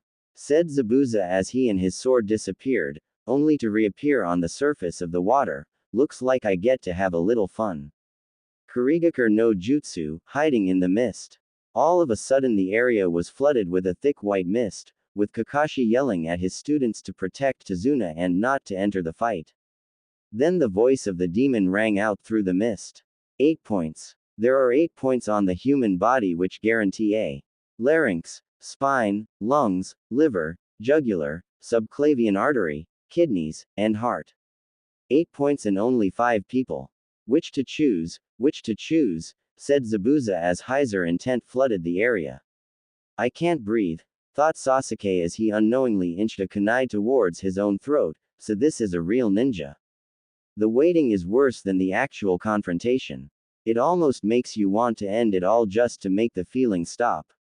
Sasuke, relax, said Kakashi, turning towards his student. I won't allow my comrades to die. I'll protect you with my life. Trust me. Well, that's good enough for me, said Zabuza as he stood in the middle of the group poised to strike. Shit, thought Kakashi as he rushed Zabuza and stabbed him in the stomach, causing him to dissolve into water.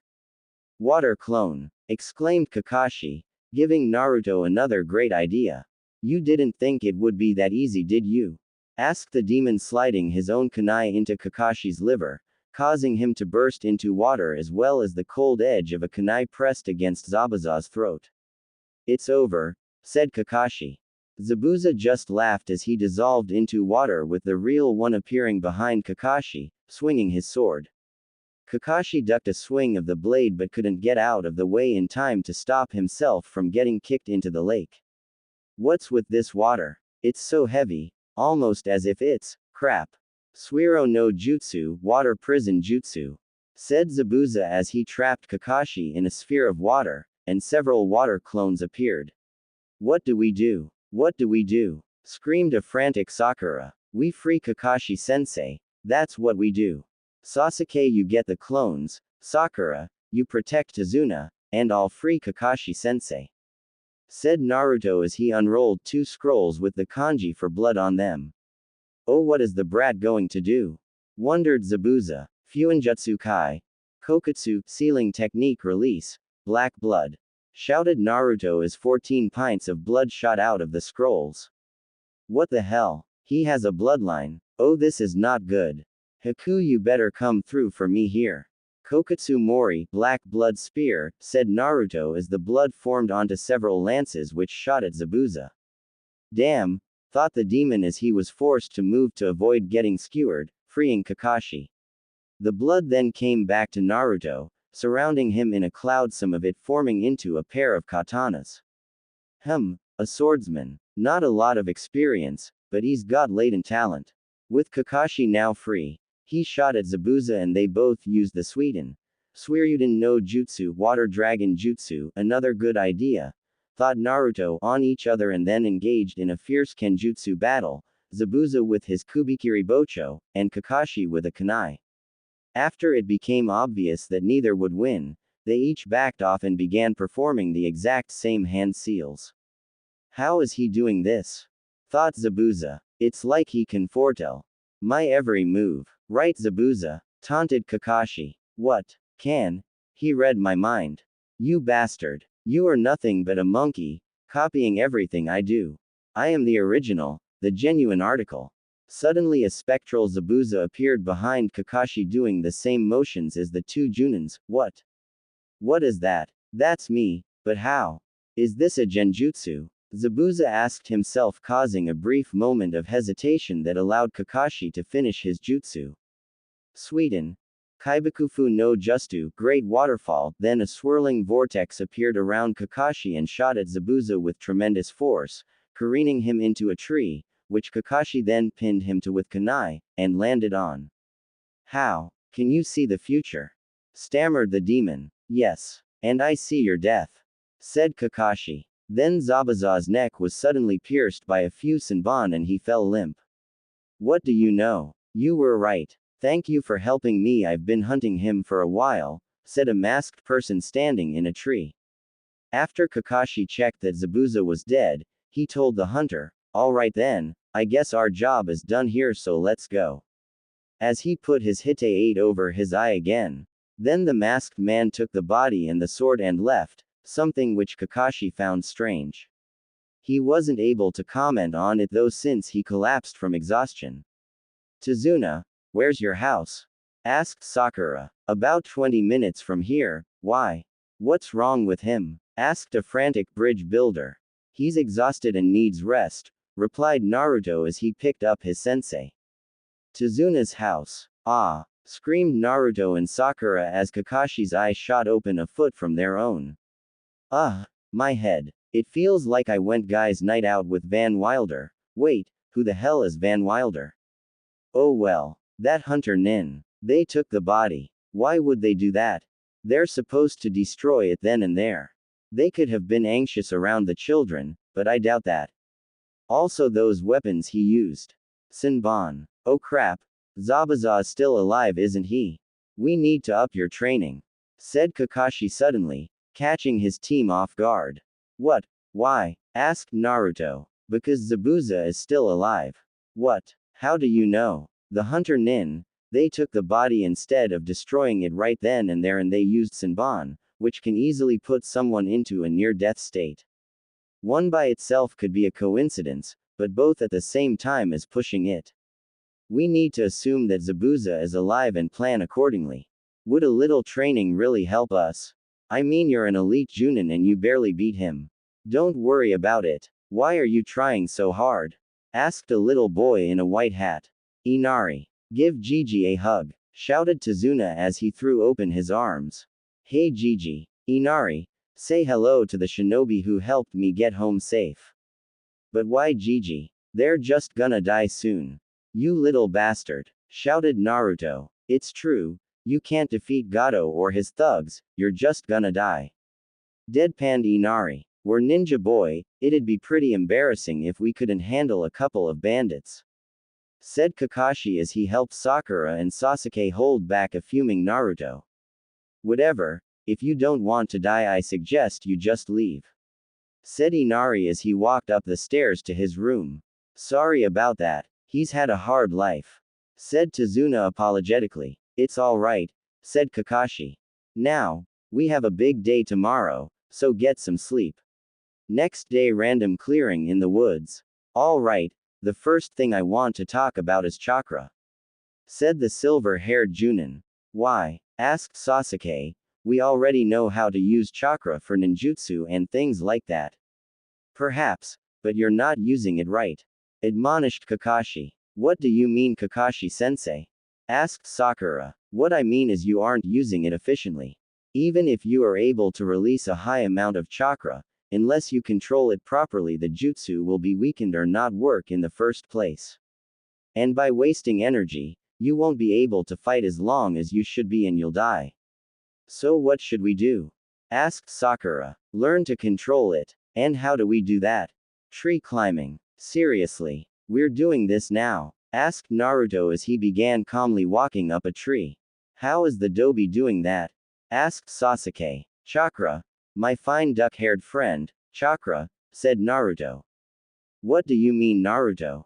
Asked Sakura. You send chakra to your feet and use it to adhere to the wood. Too much and you get blasted off, too little and you don't stick in the first place. Alright then, since you already know how to do this, Naruto, you can do whatever you want today, said Kakashi. What? How does he already know how to do this? Asked Sakura. I asked Gigi how the day we met Kakashi-sensei, said Naruto. Why would he tell you? Asked Sakura. Because I asked, explained Naruto. Hey sensei.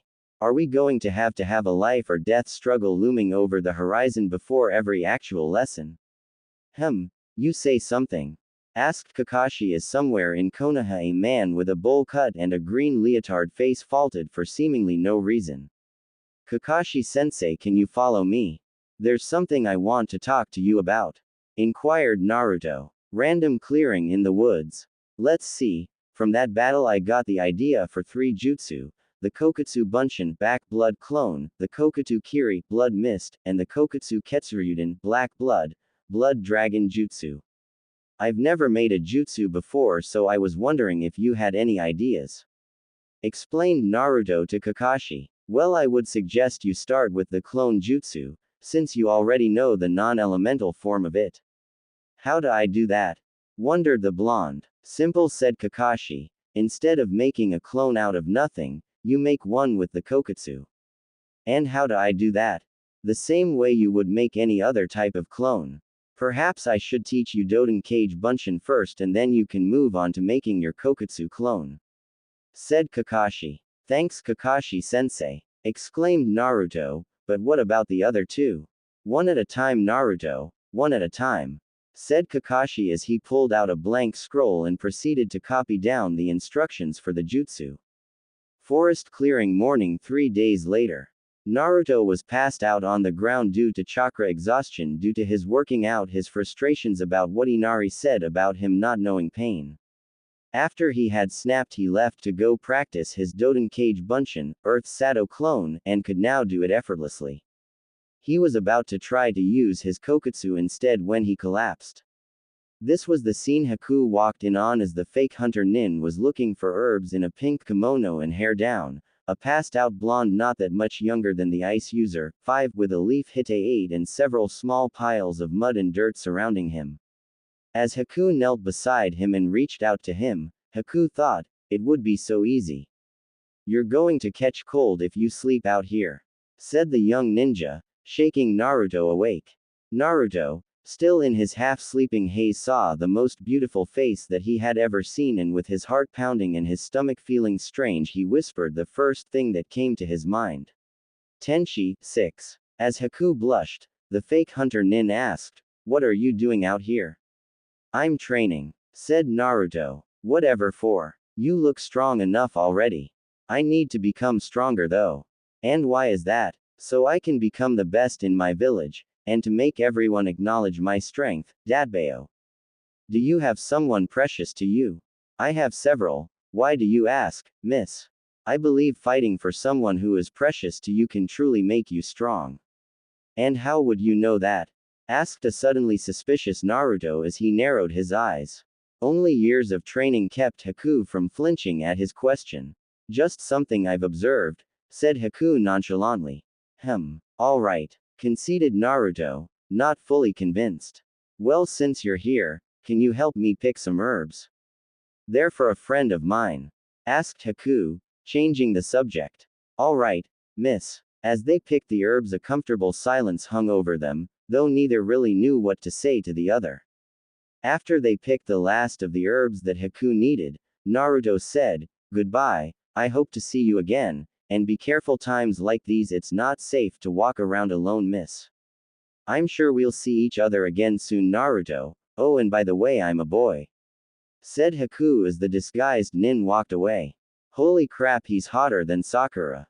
Finally found your mate, Kit. This one is at least acceptable. Sorry Kyuubi, I don't swing that way. Though I get the feeling he wasn't telling the whole truth about something. I better follow him. So using the skills that allowed him to paint the Hokage mountain in broad daylight, wearing orange, not get caught until after he was done, and then allowed him to outrun Abu, he followed Haku. Where is he going? There aren't any towns around here. Soon they both reached a dilapidated hut in the woods, which Haku entered after making sure that nobody was around. What could possibly be in there? His friend. But why would he check to see if the coast is clear? Naruto then snuck in after making a cage bunshin and ordering it to follow anyone who came out that wasn't him, and found Zabuza lying in a bed with Haku standing next to it as an angry-looking midget with two bandits yelled at him. What am I paying you for? You get the job done or I'll dispose of you and find someone who won't be beaten by a bunch of brats. Keep your panties on, Gato. I was unprepared last time, what with Sharingan Kakashi and some brat with a bloodline I've never seen before, said Zabuza. I don't care if the Hokage himself showed up. You that bridge builder or our contract is finished, screamed Gato as he walked out followed by his samurai bodyguards. How much longer do we have to keep working for that slime ball? He tends to look at me a little too much, asked Haku. Until we the bridge builder or until something better comes up. He's keeping the hunter nin off our backs, and if we him that'll make too much of a fuss.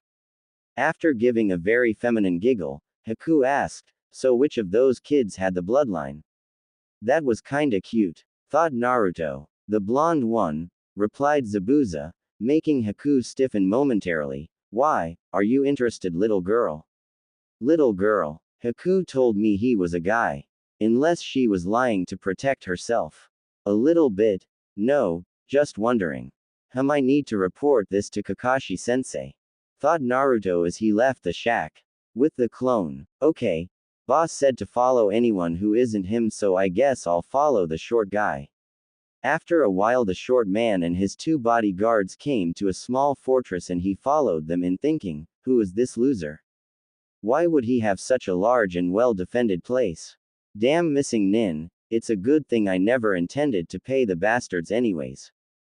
Gato thought out loud to himself. And my men will have fun with the girl. Girl. Does he mean Haku? Haku is a girl, but why would she tell me she's a guy? Unless she was protecting herself. Thought the clone. You all know your jobs, right? Asked Gato to the shirtless thug. Yeah. When you go to Zabuza or anyone else that remains after the attack, we go get Tazuna's family in order to get some leverage on him, said the thug. Correct. I don't understand why that idiot, demon, actually thinks I'm going to pay him. So much cheaper to hire bandits, though no match for ninjas. Mused Gato. I need to tell the boss this, thought the clone as it went to go find a safe place to dispel in. Tazuna's house. So let me get this straight. After you snapped at our client's grandson and made him cry, you went out into the woods alone and trained until it nearly you, and perfected the jutsu, then passed out, only to be awoken by a stranger, and immediately agreed to help them pick herbs, after which they told you they were a guy. Then you went into an enemy base, where you came across this same person with an alive Zabuza and Gato talking about the hit, and then you found out that this Haku is actually a girl, while at the same time you had a clone follow Gato who revealed that when Zabuza attacked again he would have two of his thugs attack Tsunai and Inari and then he would put all of us 6 feet under. Is that right? Have I missed anything? Asked an exasperated Cyclops. No, said a sheepish Naruto. I don't know whether to be proud or worried. Both. Why not? How were you able to sneak into both Zabuza's base and Gato's fortress anyways? Asked Kakashi. I don't know, I guess I'm just that good. I mean, I've been sneaking past Anbu and Gigi and the various clans for years and nobody noticed beforehand. With those sneaking skills of his, and if those pranks of his are any indication, his trap-making skills, I'm going to have to recommend him for special Junin or Anbu when he gets a little more experience and makes Chunin. Maybe by then he'll also be a seal master. Anyways, good work Naruto, you may have won us the battle before we even started fighting. At the bridge day of the fight, who did this to you? Tazuna frantically asked a dying worker. A demon, said the man as he passed away. Well, it looks like we meet again. And all three of your brats are here. Excellent, I've been hoping for a rematch, said Zabuza as he materialized in the mist with Haku next to him wearing her full Hunter Nin battle regalia. Zabuza, wait. We are not your enemies, said Kakashi. Oh, and who is? Asked the swordsman. Gato is. He never planned on paying you. He's planning to wipe out the survivors after our fight to the death. And how do you know this? We have a trusted source on the inside, explained Kakashi. Interesting. Well, how about we give him what he wants? What do you mean? We spar a little and wait for the prick to show up with his army and then play a little game of, who's the betterer? I don't see why not, said Kakashi. So me and you, Haku and your brats. We won't go after the bridge builder since if what you say is true we have no need for him. Why don't you come with us to Konoha? Asked Naruto as he received the memories of the dozen or so clones he left to take care of Gato's bodyguards. What do you mean, brat? Asked Zabuza. Why don't the two of you come to Konoha? You could teach people Kenjutsu and Haku could work at the hospital or as a shinobi with her skills. How do you know I'm female?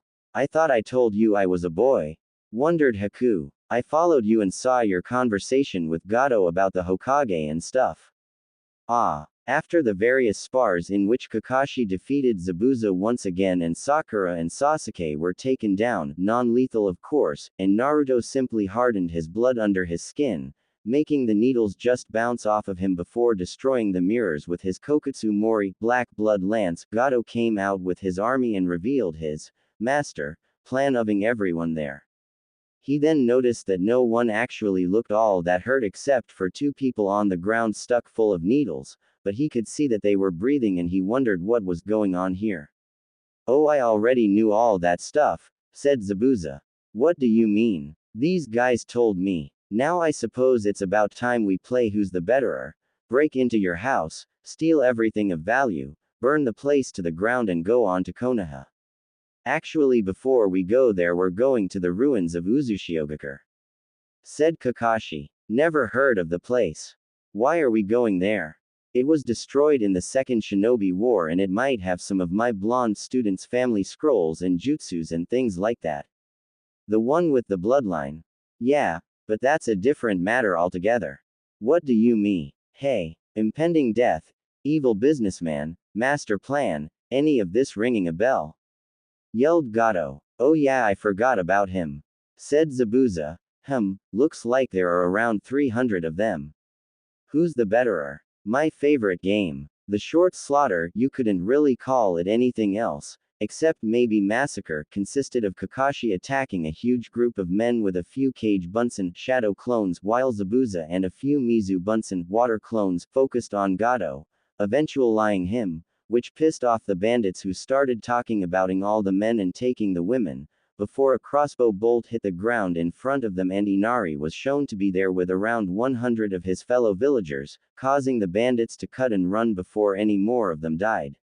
How many you get? Asked Kakashi. 112, replied the mist demon. Damn, I only got 103.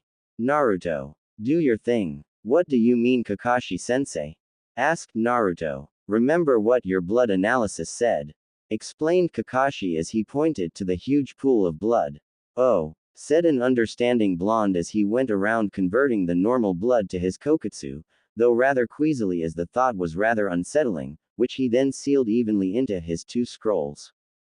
We'd 215 of them, At 5 liters each, that's 1075 liters, divided evenly between 2 scrolls, each of which already had 7 liters inside, and you get 544.5 liters inside each scroll. Nice haul, Naruto, said Kakashi.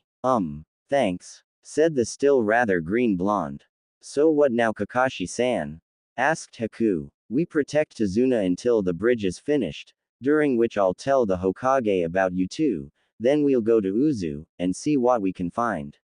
Tazuna's house next day. Zabuza was currently keeping his promise to the late Gato, and was ransacking the dead man's house for anything of value with a rather large sealing scroll that Naruto made for him on the provision that he be given a 20% cut. After laughing at the audacity of the kid, he accepted and left around noon, and he still hadn't come back yet. Naruto was talking to his sensei about what they might find in Uzu when he suddenly smelled himself and decided to take a bath. He had just opened the door, when suddenly he caught a face full of Haku clad only in a towel, showing him that Haku was most definitely female. After staring at each other for a moment, Haku went red as a beet and screamed. Kya, pervert. Naruto's last conscious thought of that day before he was sent into a wall by Haku's righteous fist of female fury, embarrassment, was, Kya. That was kinda cute. Tazuna's house next day. What happened? Asked a bleary Naruto as he woke up propped upside down against a wall. You got knocked out, that's what happened, said Sasuke as he placed a bowl of cereal and a glass of orange juice on the floor next to Naruto. Why did that happen? Asked a still slightly concussed blonde. Apparently you didn't knock on the bathroom door as Haku was taking a bath, explained Sasuke. Remembering the events of the night before, Naruto had to wipe a bit of blood from his nose as he got up to eat the breakfast Sasuke had brought him. So where is everybody? Asked Naruto. Downstairs. Zabuza came back sometime last night covered in blood and drunk off his. A drunken demon. That's either the funniest thing you'll ever see or the most terrifying. Probably a little bit of both, said Sasuke as Naruto finished his breakfast and went downstairs for more. As he entered the kitchen, both Sakura and Haku glared at him and chorused, "Morning, pervert." After sighing and mumbling something about accidents, he got a piece of fruit from the bowl on the table and asked Zabuza, "So, what did you get?" "A lot of money, some artifacts, a few weapons. Don't worry, you'll get your cut, damn brat." "Hey Zabuza, can you teach me that hidden mist jutsu?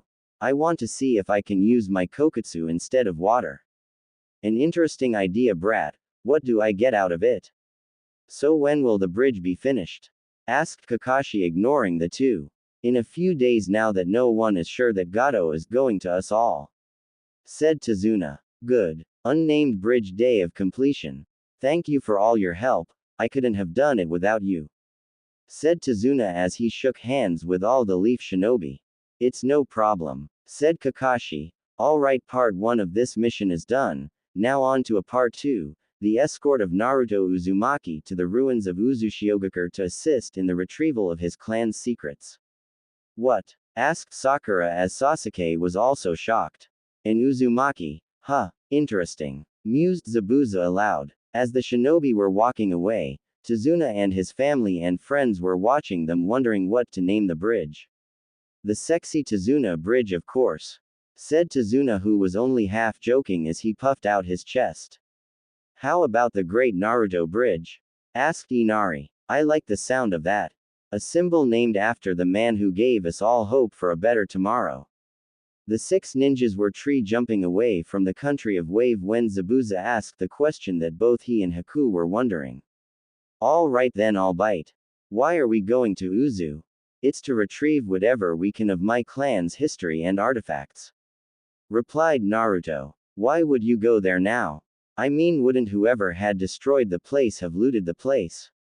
asked Haku. While that may have been true at the time, they didn't have an Uzumaki with them, and the village was known for its seal masters, answered Kakashi. "Where are we going then?" asked Haku. "Well, Haku-chan, we are going to the port nearest Uzu so we can charter passage," said Naruto. "Why don't we just water walk there?" asked Zabuza. "These two don't know how," said Naruto. indicating Sasuke and Sakura. And you do? Asked Kakashi, genuinely surprised. Yep, said Naruto simply. Whatever Dobi, if you can do it then I can do it no problem. Said Sasuke. Yeah, you baka, screamed Sakura. You deal with this every day, Naruto-kun? Asked Haku-kun. Wondered everyone, put the painfully oblivious blonde. Unfortunately, said Naruto with genuine emotion. Anyways, we're here, said Kakashi as Sakura and Sasuke were glaring at Naruto. Port Town. We need to find a man who will take us to Uzu, said Kakashi, as the group walked through the town. Kakashi-sensei, why are we going there anyways? Don't we have better things to do? Asked Sakura, who was honestly just tired of working at the moment and wanted to go home. Because Sakura, it is an order from the Hokage. Beyond that, you don't need to know anything unless Naruto deems it necessary, as he is the client of this mission. Said Kakashi. What? Yelled both Sakura and Sasuke, surprised. Gigi funded this mission, but listed me as the client. Explained Naruto. Since they are going there anyways I should see if there's anything of use so I can him. It's not like the Dobi should get anything if it's really important, thought Sasuke, planning on taking whatever seemed of use for himself. As if sensing this, Kakashi said to everyone, when we get there, I want every ceiling scroll but Naruto's so that nobody can take what should be his. Everybody nodded as Sasuke inwardly seethed. Does anybody have any ideas? Asked Kakashi. Well, Kakashi-sensei, I think we should go to either a bar or the docks. Said Naruto. If you're going to be an alcoholic, do it on your own time, Dobi. Insulted Sasuke. Yeah, drunkie, screamed Sakura. Actually, Sasuke, it's very easy to get information in places like bars, brothels, and marketplaces. Said Kakashi, as his students paled slightly. As everybody waked to the closest bar, Kakashi asked Naruto, so, how are you doing with those techniques you told me about? Well, I've made a successful Kokotsu Bunshin, Black Blood clone, and I've found that they are rather sturdier than my Kage Bunshin, Shadow clone. Zabuza promised he'd teach me the Kurigakure no Jutsu, Hiding in the Mist Jutsu, and the Suiryuden no Jutsu, Water Style, Water Dragon Jutsu, so that I can try and make my Kokotsu Mizu, Blood Mist, Kokotsu Ketsuryuden, Black Blood, Blood Dragon Jutsu. You got Zabuza to teach you a couple of jutsu. How and why on earth did you do that? Asked Kakashi. Well, I figured it wouldn't really be good to ask you to teach me because I don't know if you know the Kurigakure no Jutsu, and considering it took you a month and a life or death struggle to teach us tree walking, I decided it wouldn't really be worth my wasted breath to ask. Said Naruto as the group entered the bar. As they went into the bar, Naruto continued to explain. As to how, I made a deal with him. A deal? What do you mean? Asked Sakura. At this, Naruto smirked and Zabuza grumbled about smartass blondes, to which Naruto responded, better a smartass than a dumbass. Before explaining, flashback no jutsu, an interesting idea, brat, what do I get out of it? Asked Zabuza the night that Naruto proposed the idea. I'll reduce my cut to 15%. Said Naruto. Are you kidding me? If you want those jutsu you have to do better than that. 5%. Shot back the demon. I'll go to 12%. 8, 10, 8, 10, 8, 10, 8, 8, 10. You drive a hard bargain, Zabuza. Alright then, I'll take 10. Smirked Naruto as he shook the swordsman's hand as he tricked the man. 1. Good. Wait, what? You already agreed, old man. Fine. You get a 10% cut. Complained the demon. Flashback no jutsu kai. Only you would have the stones to trick a man who's more people than you've had hot meals, said a slightly awestruck Kakashi. All right, we should start asking around, said a pissed Zabuza. Kakashi then moved to the counter and placed a bit of money on the counter. Can you give me some information? Asked the Cyclops, as the rest of the party looked on. That would depend on the information, Shinobi-san, replied the bartender. A greasy-looking man who had no hair on top of his head, but long stringy hair on the sides. He also had what looked like a stained dish rag over his right eye, and was wearing gray breeches and what was once a white tunic under a stained apron. We're looking for someone to take us to Uzu, explained the silver-haired man. Only one man who would do that. His name is Arashi, too. You can usually find him passed out on his boat at this time of day. Its name is the Blue Sun. 3, explained the bartender. Passed out? Why would he be passed out? Asked the concerned Junin. No idea since he doesn't drink. Said the barman as Kakashi went back to the group to go to the docks. Docks at the boat. Here it is, the Blue Sun, said Kakashi. It's a piece of shit, observed Sasuke. Well, let's go, said Haku. The group then walked up the gangplank and saw a man with snow-white hair, blue canvas trousers, a gray sash and black shirt, passed out on the deck with 2 children standing over him, 1 girl, 1 boy, obviously twins with vibrant red hair. They both looked exactly alike except for the length of their hair, with the boys being an inch or 2 long and the girls being shoulder length, and their eyes, the boy having green and the girl having purple. They were dressed in all gray wearing trousers and tunics. "WW, who are you?" asked the girl. "Hello, I am Hatake Kakashi, this is Momochi Zabuza, and his daughter Haku." At this Zabuza raised his non-existent eyebrow, but didn't comment as Haku looked rather pleased. "And these are my students, Haruno Sakura, Uchiha Sasuke, and Uzumaki Naruto." "We were Hop, Aniki," screamed the 2 children as they tackled the blonde to the ground and proceeded to crush the life out of him in a hug. "Aniki?" questioned everybody but Naruto, because he couldn't breathe, and the white-haired guy since he was passed out. "You said Uzumaki, right?" they chorused. "Yeah," said Kakashi as Naruto started to turn blue from the both of them hugging him. "We're Uzumaki too," the twins exclaimed. "This is Uzumaki Kihi, 4, and he's 8 years old," said the girl indicating the boy. "And this is Uzumaki Asagao, 5, and she's 8 years old," said the now identified Kihi. "And this is Arashi," they shouted together, striking a pose, gesturing towards the man which made it look as though they were showing off some sort of prize, making everyone there suspect that this was a practiced introduction. "You are both Uzumakis?" asked Zabuza. "Yeah, Arashi-san said he found us," started Kihi. "When we were babies, abandoned, and he raised us," finished Asagao. "Can you let go of our friend and wake Arashi up?" asked Kakashi. "No, but he should be up soon. He always is," replied Asagao as they dropped Naruto unceremoniously. As if on cue, the man began to stir. "Oh, my head. Kihi, can you get me a glass of water?" shouted Arashi. "Sure thing, San," shouted the boy as he ran off. "We have guests, San, and this one is an Uzumaki," shouted Asagao. "Another one, huh?" mused Arashi. "Excuse me, Arashi-san, but can we get to business?" asked Kakashi as the others nodded. "Oh, shinobi, huh? And Konoha nins too. Alright then, what can I do for you?" "We'd like to go to the island of Uzushiogakure." Very well, I was planning on taking the twins there soon anyways. "I'll take you there." "Asagao, Kihi, get ready to set sail. We leave in 10 minutes. On the boat night, Naruto was sitting on the railing of the ship watching the full moon in the cloudless sky, listening to the waves, and feeling the gentle rock of the ship. Naruto was thinking about the next day when he was interrupted from his thoughts by a familiar voice. "Are you alright, Naruto-kun?" He turned around and saw it was Haku.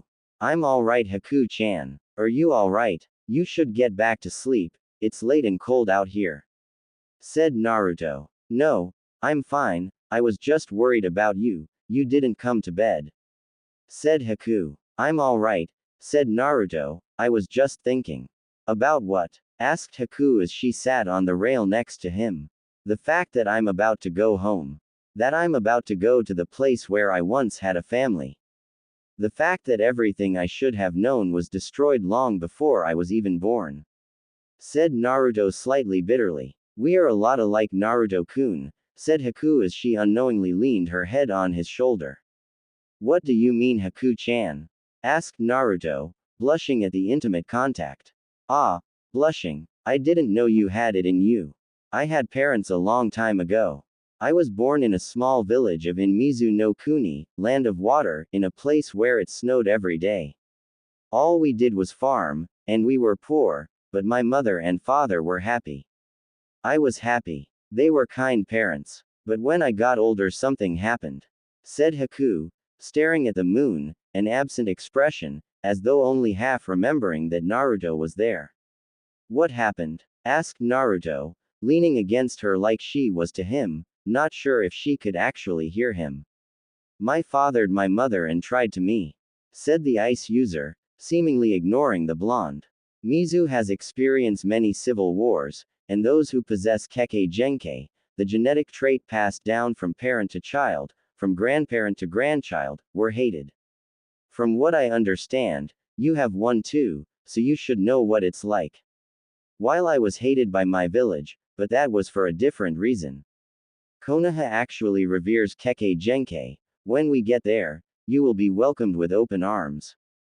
It sounds wonderful. Now, because of the special abilities we possessed, these families were used in many disputes and the country itself feared us to be the harbingers of disasters and wars. After the wars, those families hid their abilities and lived on. Because if they revealed their secrets, they were instantly put to death. My mother possessed the Hyoten Kekkei Genkai.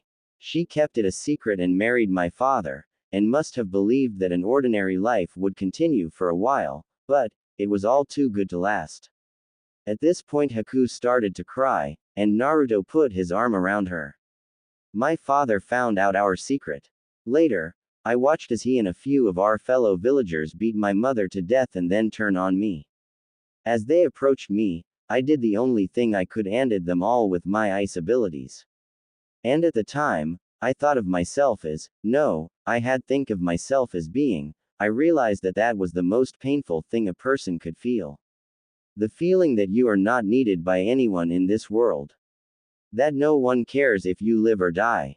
After all that, if someone were to appear who accepted you from the bottom of their heart, that person would immediately become the one most important to you. As she was remembering the day she met the demon on that snow-buried bridge.